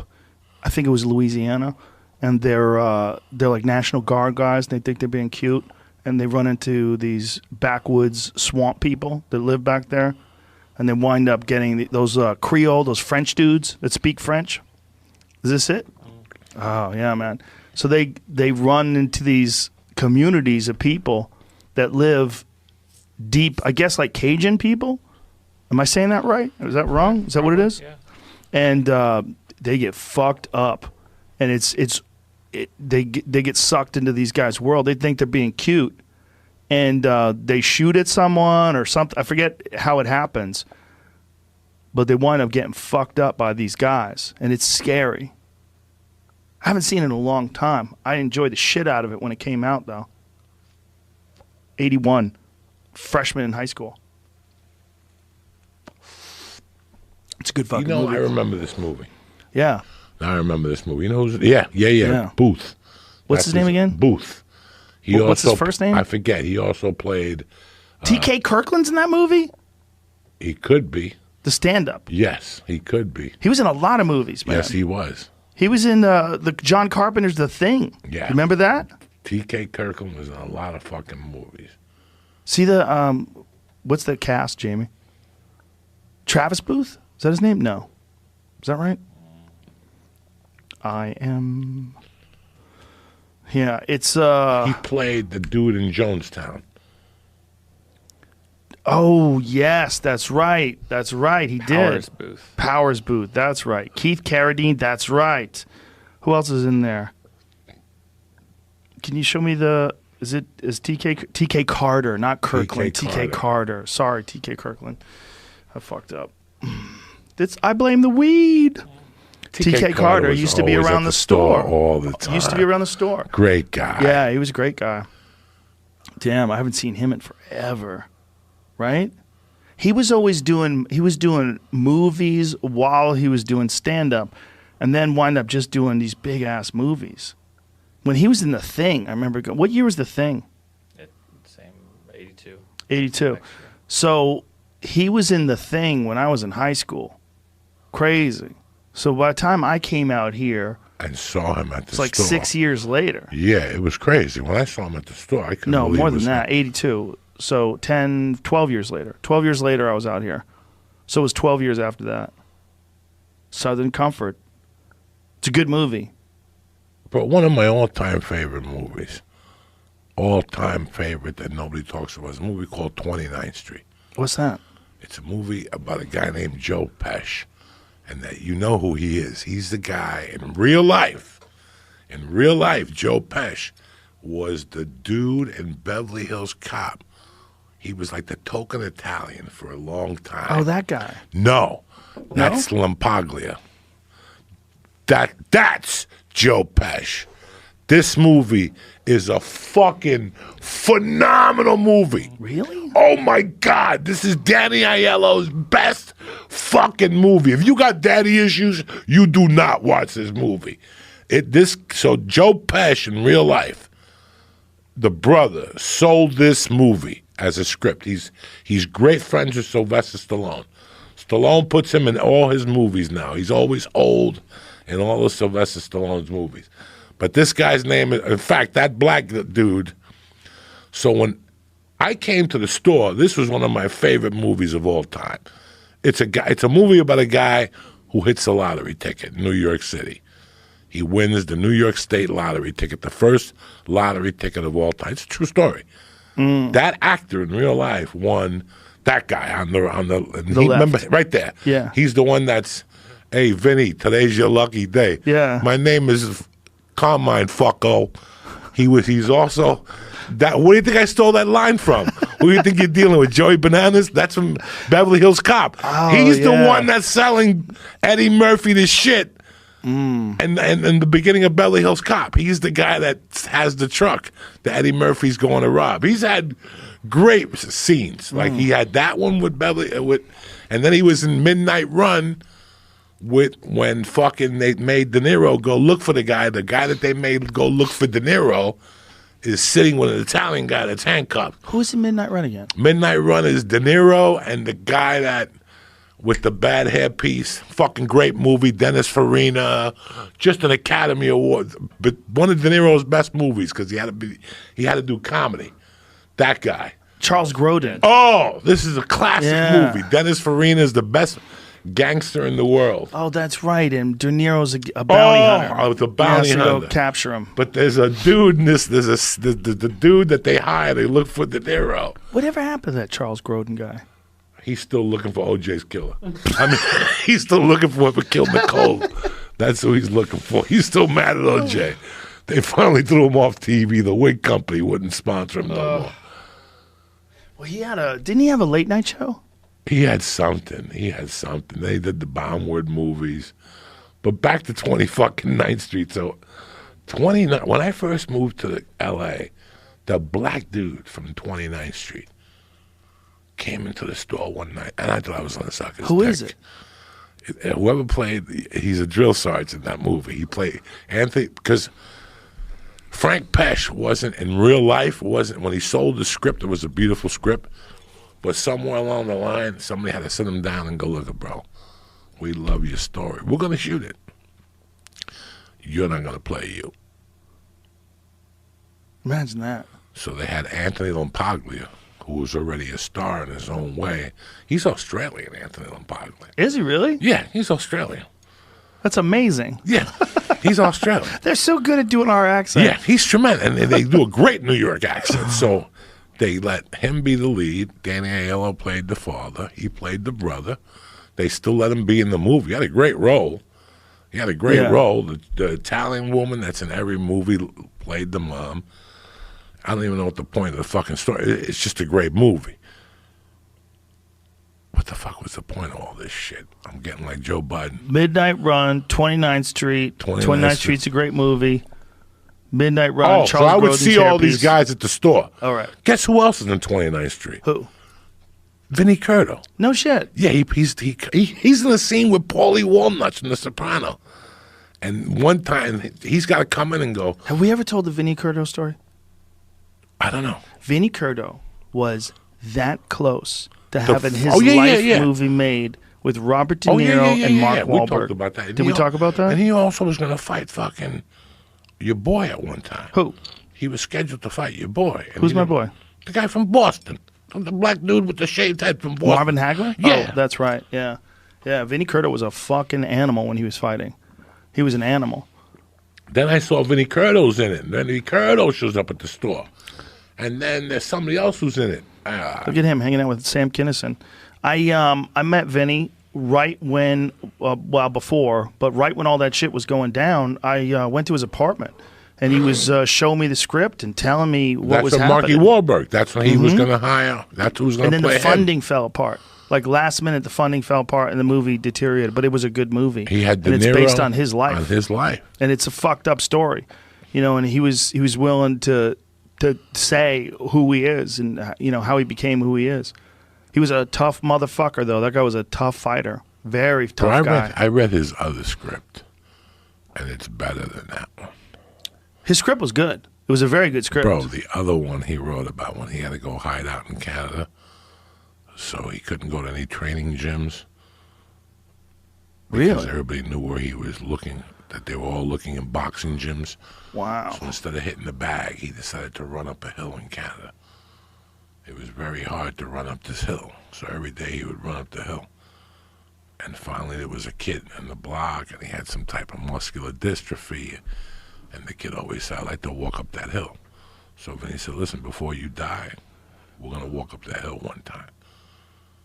And they walked up the hill on the way back. The kid died. I mean, he wrote it into a fucking screenplay.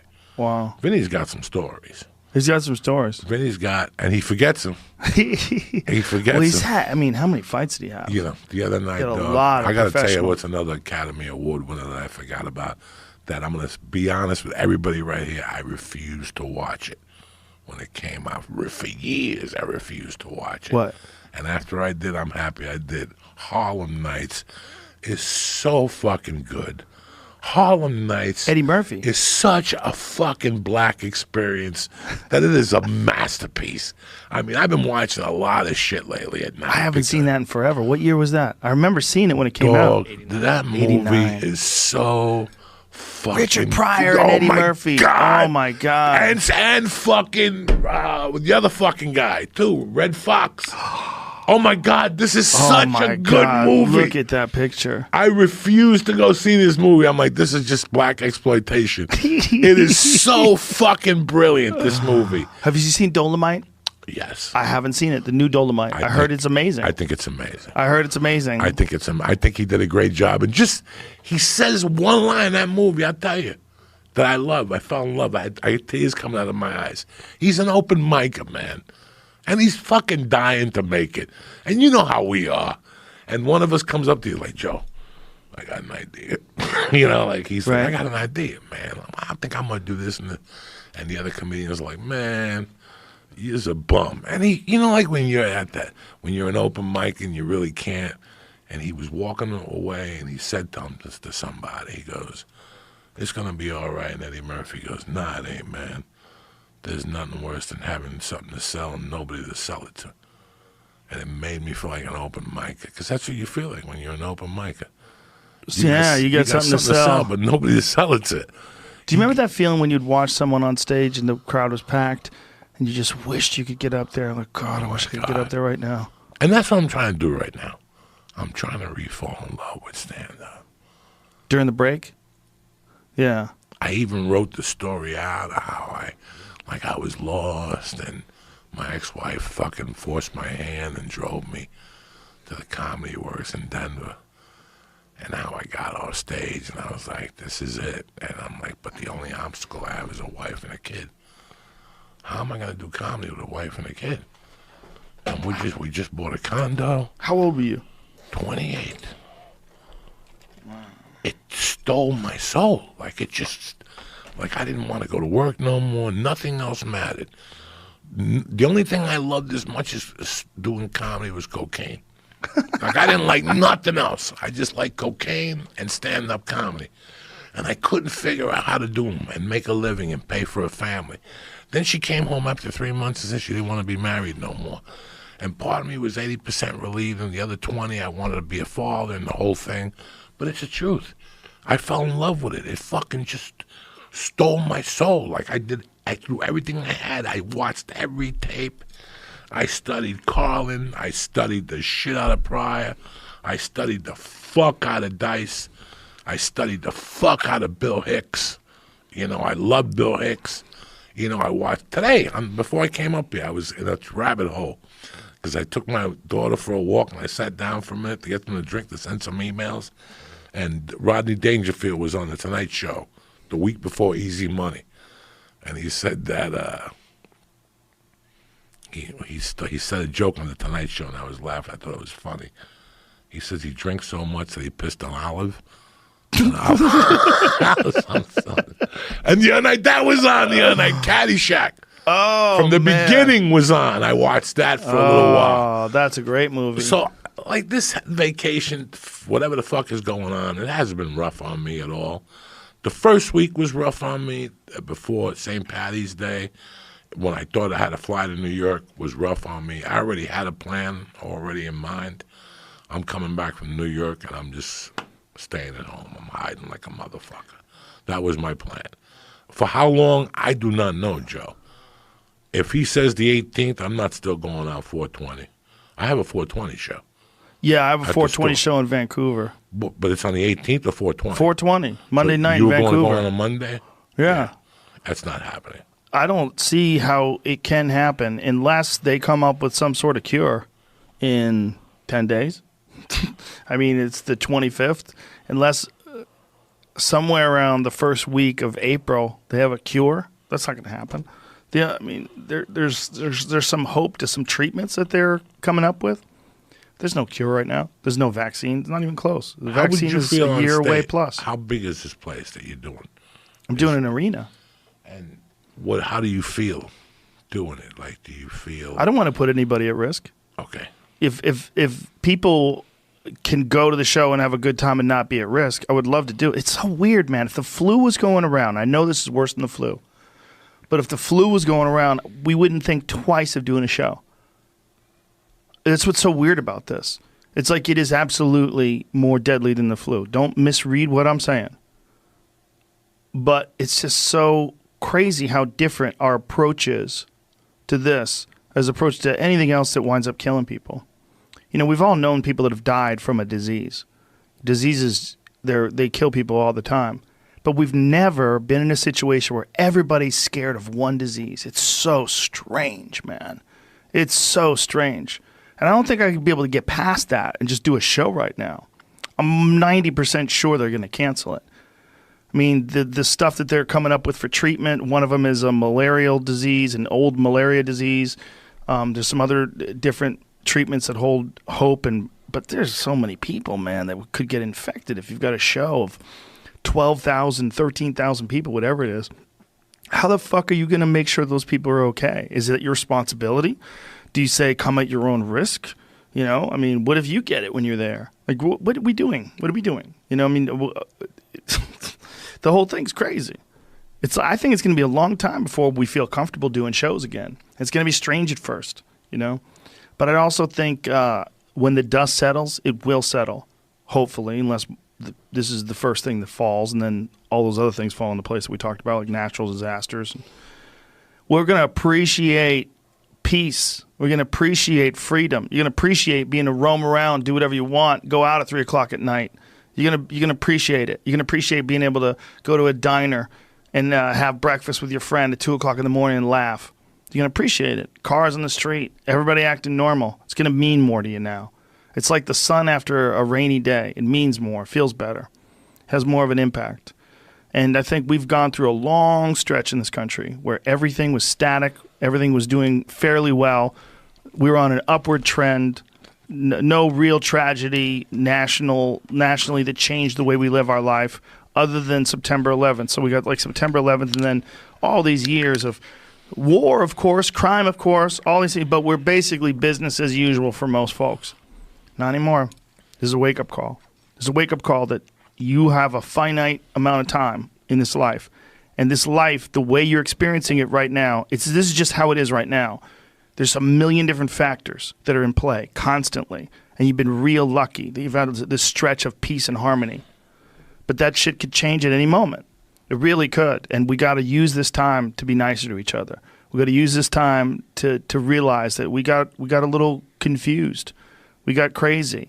Everybody's just trying to acquire things, and everybody's trying to, move their way up the corporate ladder. Like, hey, there's a fucking end to this ride, okay? This ride comes to a stop someday. And it doesn't matter how much shit you've acquired. It doesn't matter, how far you got up this ladder, what position of prominence you have in the community and how you're respected by the business world. Nobody gives a fuck when you're dead. It's not, you're going to die. We're together right now experiencing this thing in this like really distracted way. The thing comes into focus when you're forced into a situation like we are now where you literally are nervous about your survival. Then the thing comes into focus. And to me, my gratitude has come into focus. My gratitude towards my friends, my gratitude towards my family, my gratitude towards, look, we're very fortunate that we're not living check to check. Many of us have been in the comedy community.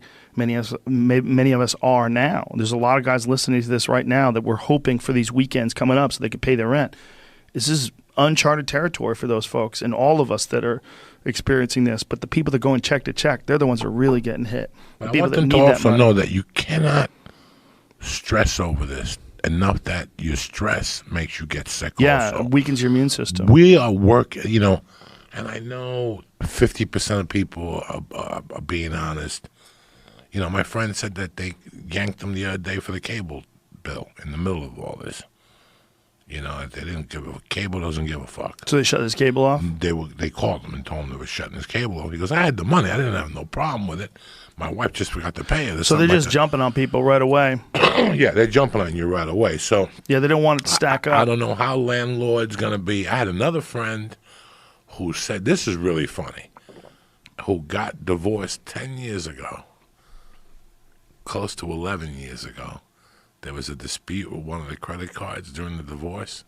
They yanked it 2 weeks ago out of his account, out of his savings account. They got a judgment, $4,200 from an old credit card. Wow. Like they're coming out of the fucking woodwork. Yeah, chasing down cold cases. Cold cases and shit like that. Yeah, they realize be careful, whatever money you have. If you didn't pay your student loan, they might yank it now. Just yank it from you. Yeah. And say, we had to do this. Right. So be very fucking careful. You're right. Right, and you think about it that way? Like, who knows what the fuck they're going to do now. They're telling you on TV, that this landlord isn't going to care. First off, listen, if you can't do business, I can't take your rent money. But who am I going to put in there anyway? Who called you this morning and said they're going to look for a location for a business? If you have two brains in your head, you're not doing anything right now. No. You're not buying a house unless this is your business. Like, unless you drop and buy houses for a living, you know what I'm saying? Yeah. You're not going house hunting right now. Well, even then, even if you do, you'd be like, let's hold on here. Yeah, let's hold on. Nobody knows nothing. Yeah. For the next 6 or 7 weeks, you don't know dick. I never even thought about the China thing. I didn't read that article, but that was even enlightening. But you don't know dick. Mind your business. You don't gotta. I don't have to fly nowhere. Do you understand me? Yeah. I don't have to go anywhere. I got Brea the first week of June, and I got Indianapolis and Cleveland somewhere in there in June. That's it. I got nothing in July. July 31st, I got Las Vegas. Who knows what's going to happen there? And August 1st, I'm in San Diego. And then I got Ugats. Who knows if any of those? September. Who knows if any of those dates are coming? And I'm being smart about this. Listen. So what you mean to tell me is that Motley Crue, who was supposed to start a huge tour in August, Guns N' Roses, who was supposed to start a massive tour in June, they're all pushing their stuff back to October and November, December. I mean, when Live Nation thinks about giving that Motley Crue money back, they have a heart attack. They have a heart attack. They're like, no, we're holding on to this, because it's August. I talked to Salami. He talks to what's his name, Ricky. I think it's August that they go on tour. So what are you telling me, that right after people are allowed to go out, people are going to start going out and spending money right away? I don't think so, guy. I don't think so. They're evaluating.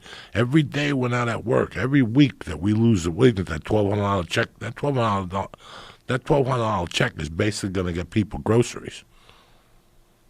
I think that right now, like, we're real touch and go, but so's the rest of the world, right? China's touch and go. Everywhere's touch and go. Everywhere. I mean, Italy's certainly touch and go. They still got their streets locked down. Who knows? They're out there singing at night. They don't give a fuck. Some Those of them, Italians are singing like motherfuckers. Then New York's got to act like gay people. They got to fucking sing Yellow Submarine. Sing War Pigs, bitch. This is New York. This is the boogie down Bronx. What are you singing Yellow Submarine for and shit? Fucking Yellow Submarine. Yeah. You know what's killing me the most about this? There's one thing about not wanting to go out and do comedy. There's another thing that you can't go out and do comedy. Right. Okay, I'm the Captain Kirk of the Enterprise. You know what, man? I got to get out of the house every 3 nights. If not, somebody's going to get stabbed. You know that. Even a belly room show, I don't give a fuck. There's always something for us to do, How long do you think it's going to be, if you had to guess? Honest. By what I'm seeing today, by what I watched in the news last night, I think for me to go back on stage, it'll be May 1st.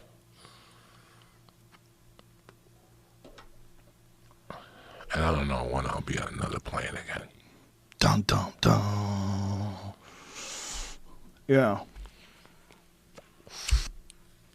It's all guesswork right now. We've really have no idea. We don't know nothing. We don't know nothing. How has your focus been on writing? Have you been focused enough to really write the best stuff you've been writing? Right now? No. Yeah, no, okay. I haven't written at all. Okay. I haven't written at all while this is going on. I'm waiting. I've tried to write. I've written jokes that, the funny thing was, last week, they had that poor little white kid that had the rosy cheeks. Mm-hmm. And he's like, you could tell that dude never got a D in his life. Did you see that video? This is our turn. Oh, yeah. This is our turn in Florida, Yeah. I had to write about shit like that. Everybody's mad at that kid. Joe, that's me. Right. That was me in 1981. Can That's you imagine? Every 18-year-old. Yeah. Can you imagine coming up to me in 81 and going, there's the coronavirus? I would have snorted You'd the be like, coronavirus. Yo, we're here to party. I would have give me a line of that coronavirus. Watch. Nothing happens to you. Give me 2 lines. I guarantee you. So it's all different. That could have been us. That kid was as dumb as a fucking stump. Did you see that? His parents must be like, Jesus, we fucked up with that dummy. Well, him and the other kids they interviewed too. All the same thing. This one girl was like, "It's my birthday. Turn up." Oh my God! There was 20 little chicks doing that fucking achy breaky heart dance. Oh my God! Did you see them? All 20 of those girls just spinning into each other one's breath. Oh, I was fucking dying. That's hilarious. The achy breaky heart dance. Yeah, whatever. I don't know what dance it is. Don't quote me. Yeah, they were doing something in a group. Dancing. Something I haven't done since the 5th grade type shit. God damn. So I don't know what the fuck's going on. So you're always going to have that with kids, though. Kids are going to fuck. They're 18 years old. They're going to fuck. They're going out.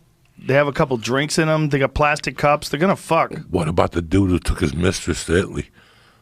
And he got the fucking herp when he was over there. They both came back, and so now they're both busted, disgusted, and you'll never be trusted. He took his mistress to fucking Italy to do something. And they both got the corona? Oh, yeah. And they got detained over there? Somewhere. Something happened. So the cat's out of the bag. Mama filed for fucking divorce. She's got nowhere to spend the money. Fucking Manhattan shut down. Yeah, there's nowhere to go in the world. Like the UFC is talking about putting on a fight on April 18th. You know, I don't know how they're going to do that. I don't know if they're going to be able to do that in the United States. They're talking about doing it in a place with less than 10 people, and then, just an open arena. I guess someone's going to commentate it. It's not going to be me. And they're going to be duking it out like in an empty place. And they're going to try to do that on the 18th. They did it for the last card in Brazil because it was ordered by the government. The government ordered all large gatherings to break up when they started seeing the cases of corona rising in Brazil. So they had to do the Brazil card indoors, no people, weird. But they're going to plan Khabib and Tony this way. They're going to plan it. So it doesn't even have to be a big place. They could do it at like a film studio. Like legitimately, they could set this up in a film studio somewhere. I mean, they could. Tyler Perry's got a place in Florida. They could go down to Florida, rent one of Tyler Perry's gigantic film studios, set up. I mean, we did it when we did Fight for the Troops when they did. In San UFC. Diego. Yeah, San Diego and several other places in Austin as well. Whenever we did it, there was a few. No, North Carolina. There's a few different ones that we did. They just would use an airplane hangar, and the troops would be there. They would be the whole audience was the troops in their uniforms, and they would set up this octagon in an airplane hangar, and it was pretty powerful. It's different, real different kind of show. But they could do that. They could do that in a studio or just a large warehouse. The UFC could do it. Set up some lights, have some crazy high-speed hookup to the internet. Let's party. Next thing you know, it's getting uploaded, and we're watching it from here. I mean, that they could definitely do that. The UFC has the capability of doing that. The thing is, how are they going to make sure that nobody has it? You're going to have to test everybody. And if someone has it, do you let them fight? Like, what if they have it and they're like Idris Elba? They have no symptoms, but they got the corona. Like, what if Khabib has the corona? Or what if Tony has the corona? Does Khabib even fight him? This fight is so fucking cursed. This fight is so cursed. And I got to be honest with you.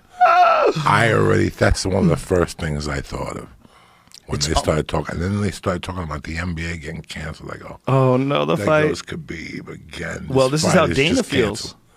This is why Dana's trying so hard to make it happen, even if there's only 10 people in a room. At first, for a couple of days, I was mad at Dana. I'm like, fucking Dana. I go, you know what? This fight has to happen. I don't care if this happens by itself in a fucking airport in Havana, Cuba. I don't give a fuck, but this fight has to get over with. We've waited so long. How many cancellations? 3? Quite a few. 3. 4? 3. This is the 4th time they're 3 doing or it? 4. I think this is the 4th time Hospital they're doing visits, broken knee, anxiety attacks. Actually might be the 5th. This might be the 5th. No. I think so. Yeah, this fight is fucking cursed. Google it. How many times has Tony versus Khabib been canceled? I'm going to say, I think this is the 5th time. It's many times, though. And it's the best fight. This is the fight ever. That's the first thing. Then they kept giving you no. First the NBA, then the Nets tested positive. Yeah. Then the fucking city of New York went under. And I'm like, oh, no, everything's pointing in the wrong direction. I go, but they'll have Vegas. Then Vegas said they're not fucking meeting until after March 25th. This is the 5th? It's the 5th time. Fucking time. Come on, guys. It is. This has to happen. It is the fight. I don't care about any other fight on the card. Just pay them, Dana.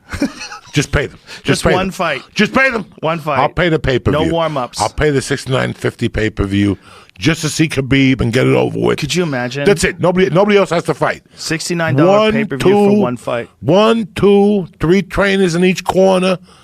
That's everybody's fucking tested. 8. Yeah. One guy. And where are you going to put the fucking judges? They watch from home. No, listen, they're terrible when they're there. They're terrible when they're there. They're terrible when they're there. So they can't watch from home. Yeah, so it's not going to help them being there. Oftentimes, honestly, you get a better view of what's going on when you're watching at home. Okay, so let's especially if you have headphones on. So like when I watch with headphones, because I'm watching when I look down at the screen. Sometimes when I'm watching fights, I have to. Sometimes I get a better view. I can't see what the fuck is going on. There's pillars in front of me, and guys are grappling, and I don't know if someone's trying to get a submission or what's happening. Sometimes guys tap, and I didn't even see it. I was like, what did he do? I have to like break it down. Then I have to look at it on the screen. When you're watching at home, oftentimes you really have a better view of it. But this just doesn't. It's not as crazy. All right, so we don't need them. We don't need them there within social distancing. We need them right here. We could put them in a fucking. The judges booth. can all come right here. Well, I'm going to look over their shoulder. Come right here, and then so all we need is the 3 guys in the corner. Yeah. The 2 fighters, the ref, Bruce Buffer, test Bruce Buffer. Bruce Buffer, he could do a long distance too. No. He's going to do it with a gas mask on. Bruce Buffer's going to be in there, red face with a fucking scuba helmet on. It's time! This is big old fucking scuba helmet. Does it have to be pay-per-view, do you think? Because there's no competition for it. Of course it does. Literally no competition. What are you, a communist? No, I'm saying a socialist trying to get fucking free shows. At the same time you're talking about passing out stimulus checks. How are you going to the UFC wants money, I know. sir. How are you going to get people to pay for it? You're going to get plenty of people. Like I said, you know what? Same. Jamie wants everything to be for free. But now. you got to be a douche. You got to be a Sell douche. the biggest commercials of all time. Somebody fucking loses here, so you got to be a douchebag.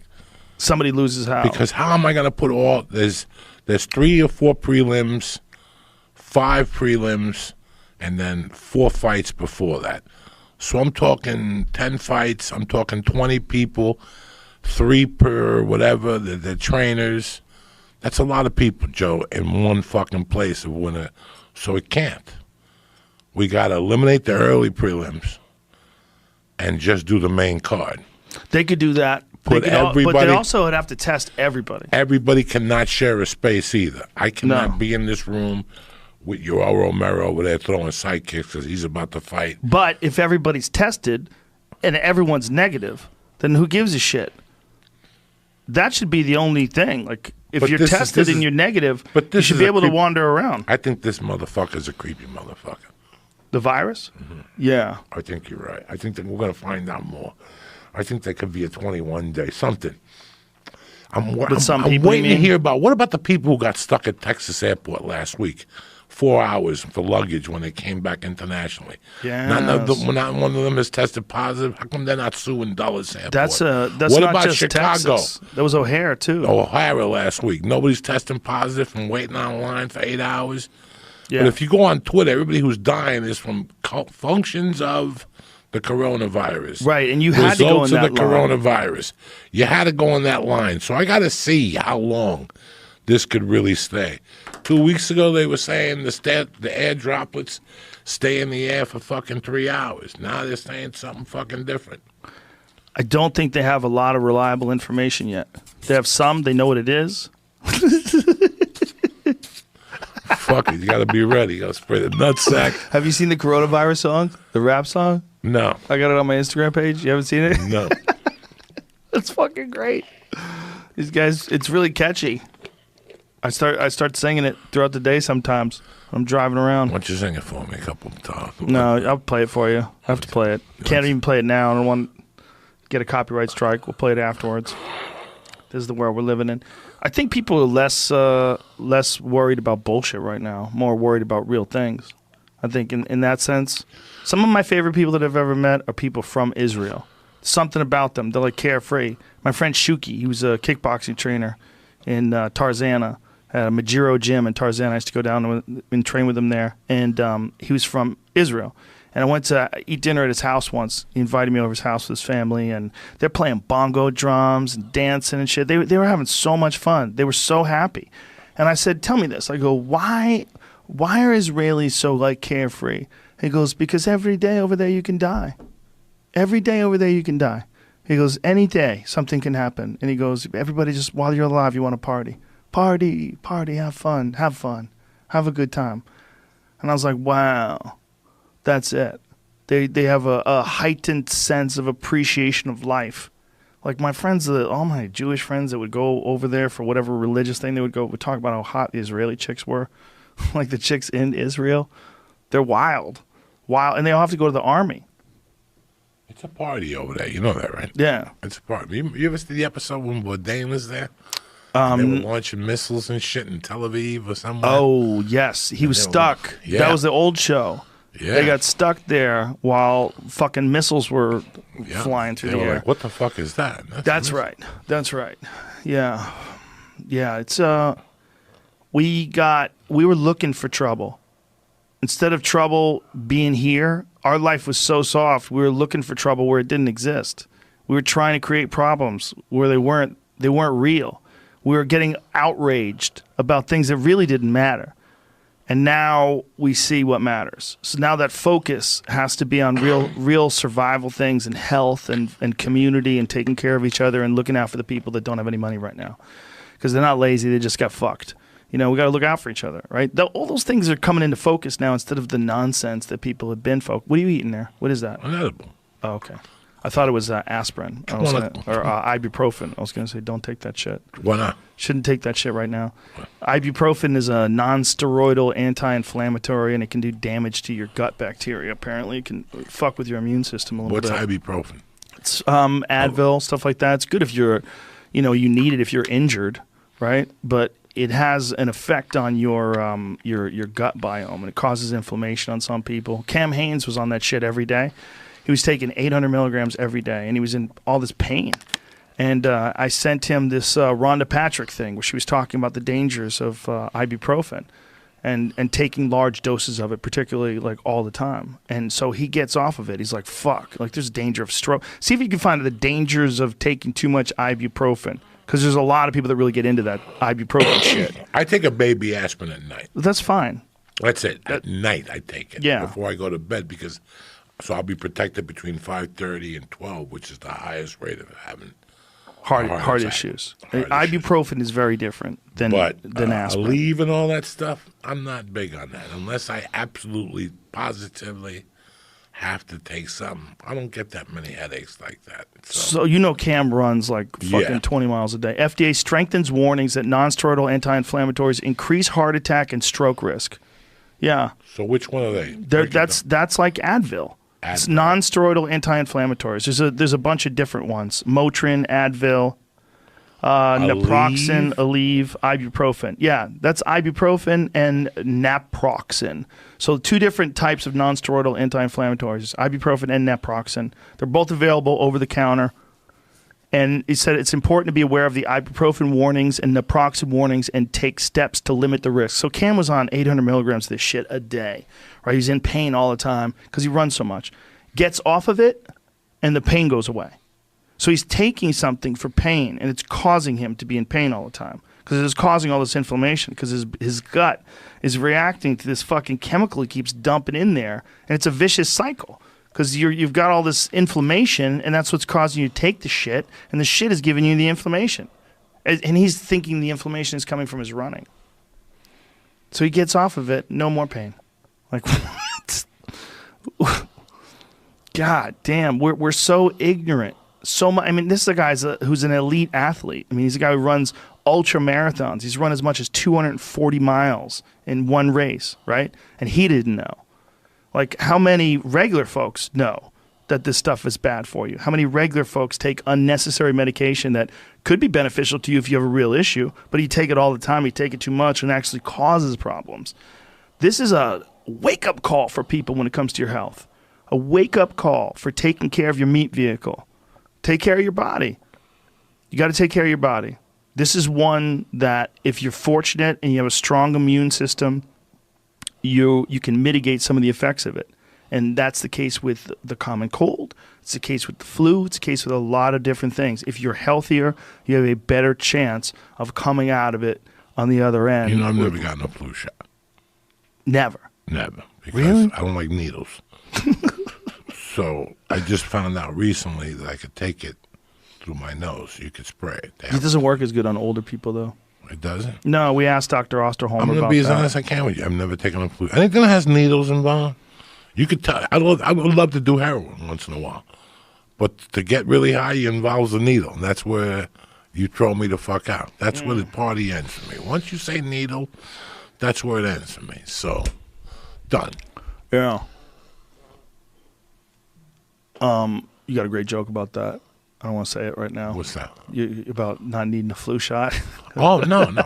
But it really is the truth that it is. I think the immune system we've flown so much.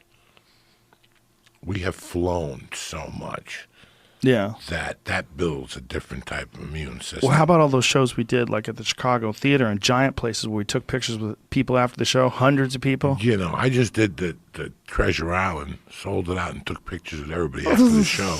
That's a lot of and people. I went back up to my room and took a tremendous hot boiling shower. You know, the last time I was at the store, I always take a shower before I go to the store. Mm-hmm. The last time I went April 2nd was probably the first time in years I took a shower that night. That's how disturbed I was. Like, I was fucking really disturbed from that last time I was at the store. Yeah. Because I thought everybody else was going to be social distancing. More people grabbed me that night than ever before. And every time they grabbed me or somebody came up to me and talked to me, my skin would crawl. And I'm like, I'm not coming down here for a while. Yeah, there's no social distancing at the store. No. So nobody's following any rules over there. I was like, man, this is my fucking spot. But now we're learning how to live without, which is crazy. You learn how to live without. And that helps sometimes. Like I said, not doing comedy, like giving it a breather, or not being able to do comedy are two different fucking things. Yeah. I can't wait to get on stage. I have a ton to say. You know, we all do. The last fucking 4 weeks we've made ourselves laugh, and now we lose our fucking minds. Yeah, one of the reasons why I haven't written anything is because I'm just enjoying the relaxing. Me too. It's been too long. We've been doing this too long. And the last run, this last 9 years has been a run. It's in podcasts. Well, once you started really kicking ass on the road too. Yeah, you really picked up your pace. You gotta. Yeah, you gotta make hay while the sun's shining, as they say.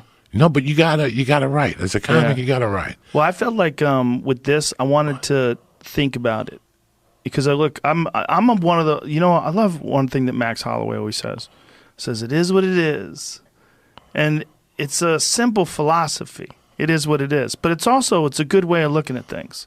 It's like, what are you going to do? You're going to freak out. It's not going to change it. It is what it is. And this is what it is right now. It is what it is. We're inside all day. You know, if we go outside for a hike. There's no people there. You know, we come here, stay away from everybody. No hugging, no kissing. Everybody just distance. And we do our social distancing. And we'll wait it out. And this is life right now. We're still lucky. We're still not. Look, Justin Wren comes here a couple times a year after he gets back from the Congo, okay? And Justin goes over to the Congo. He sleeps in a grass hut, and he's come back with so many different fucking diseases. He's got malaria 3 times. Now he has some new parasite that they haven't identified. They don't know what it is. He's worried it's in his brain because he's having some shakes and some chills and some issues that lead him to think that it's connected to whatever the fuck this parasite is, because they keep running tests on him. They have these top virologists that are examining him.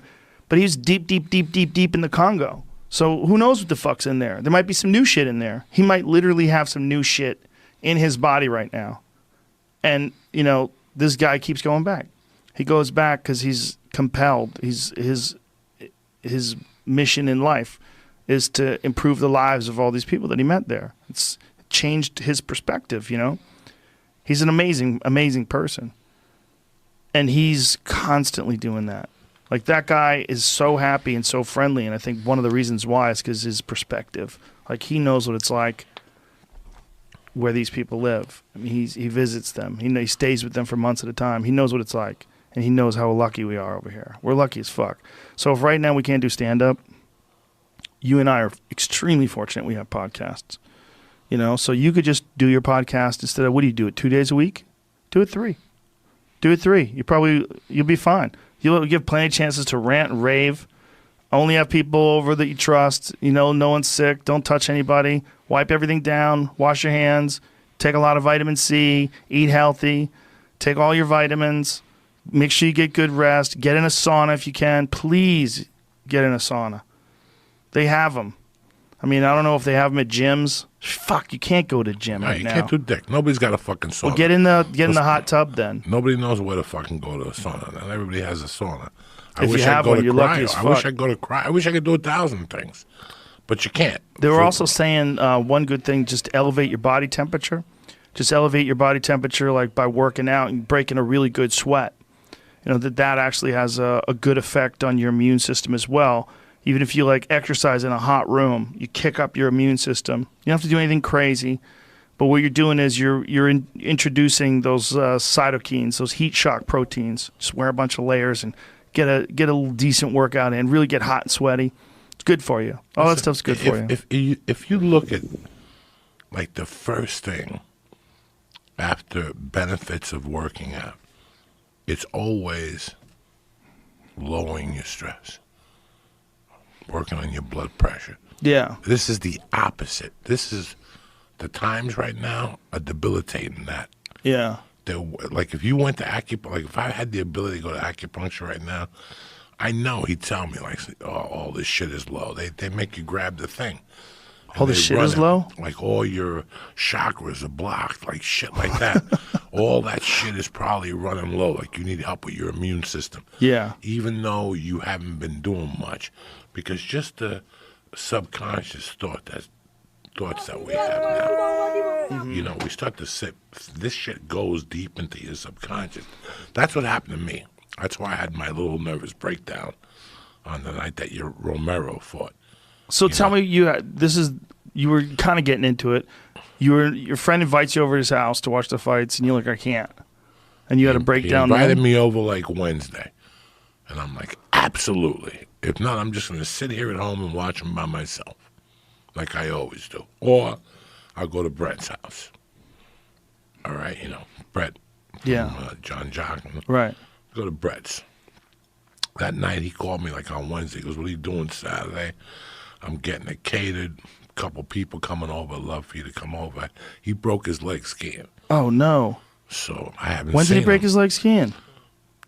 3 months ago. Oh, fuck, Surgery, skiing. the whole fucking Oh, thing. no. Fucking metal in his leg. Oh, yeah. no. My main dog. So before I went to his Is he on house- crutches still? Yeah, he just got off maybe a week ago. Oh, what a time to have just got off of a fucking surgery.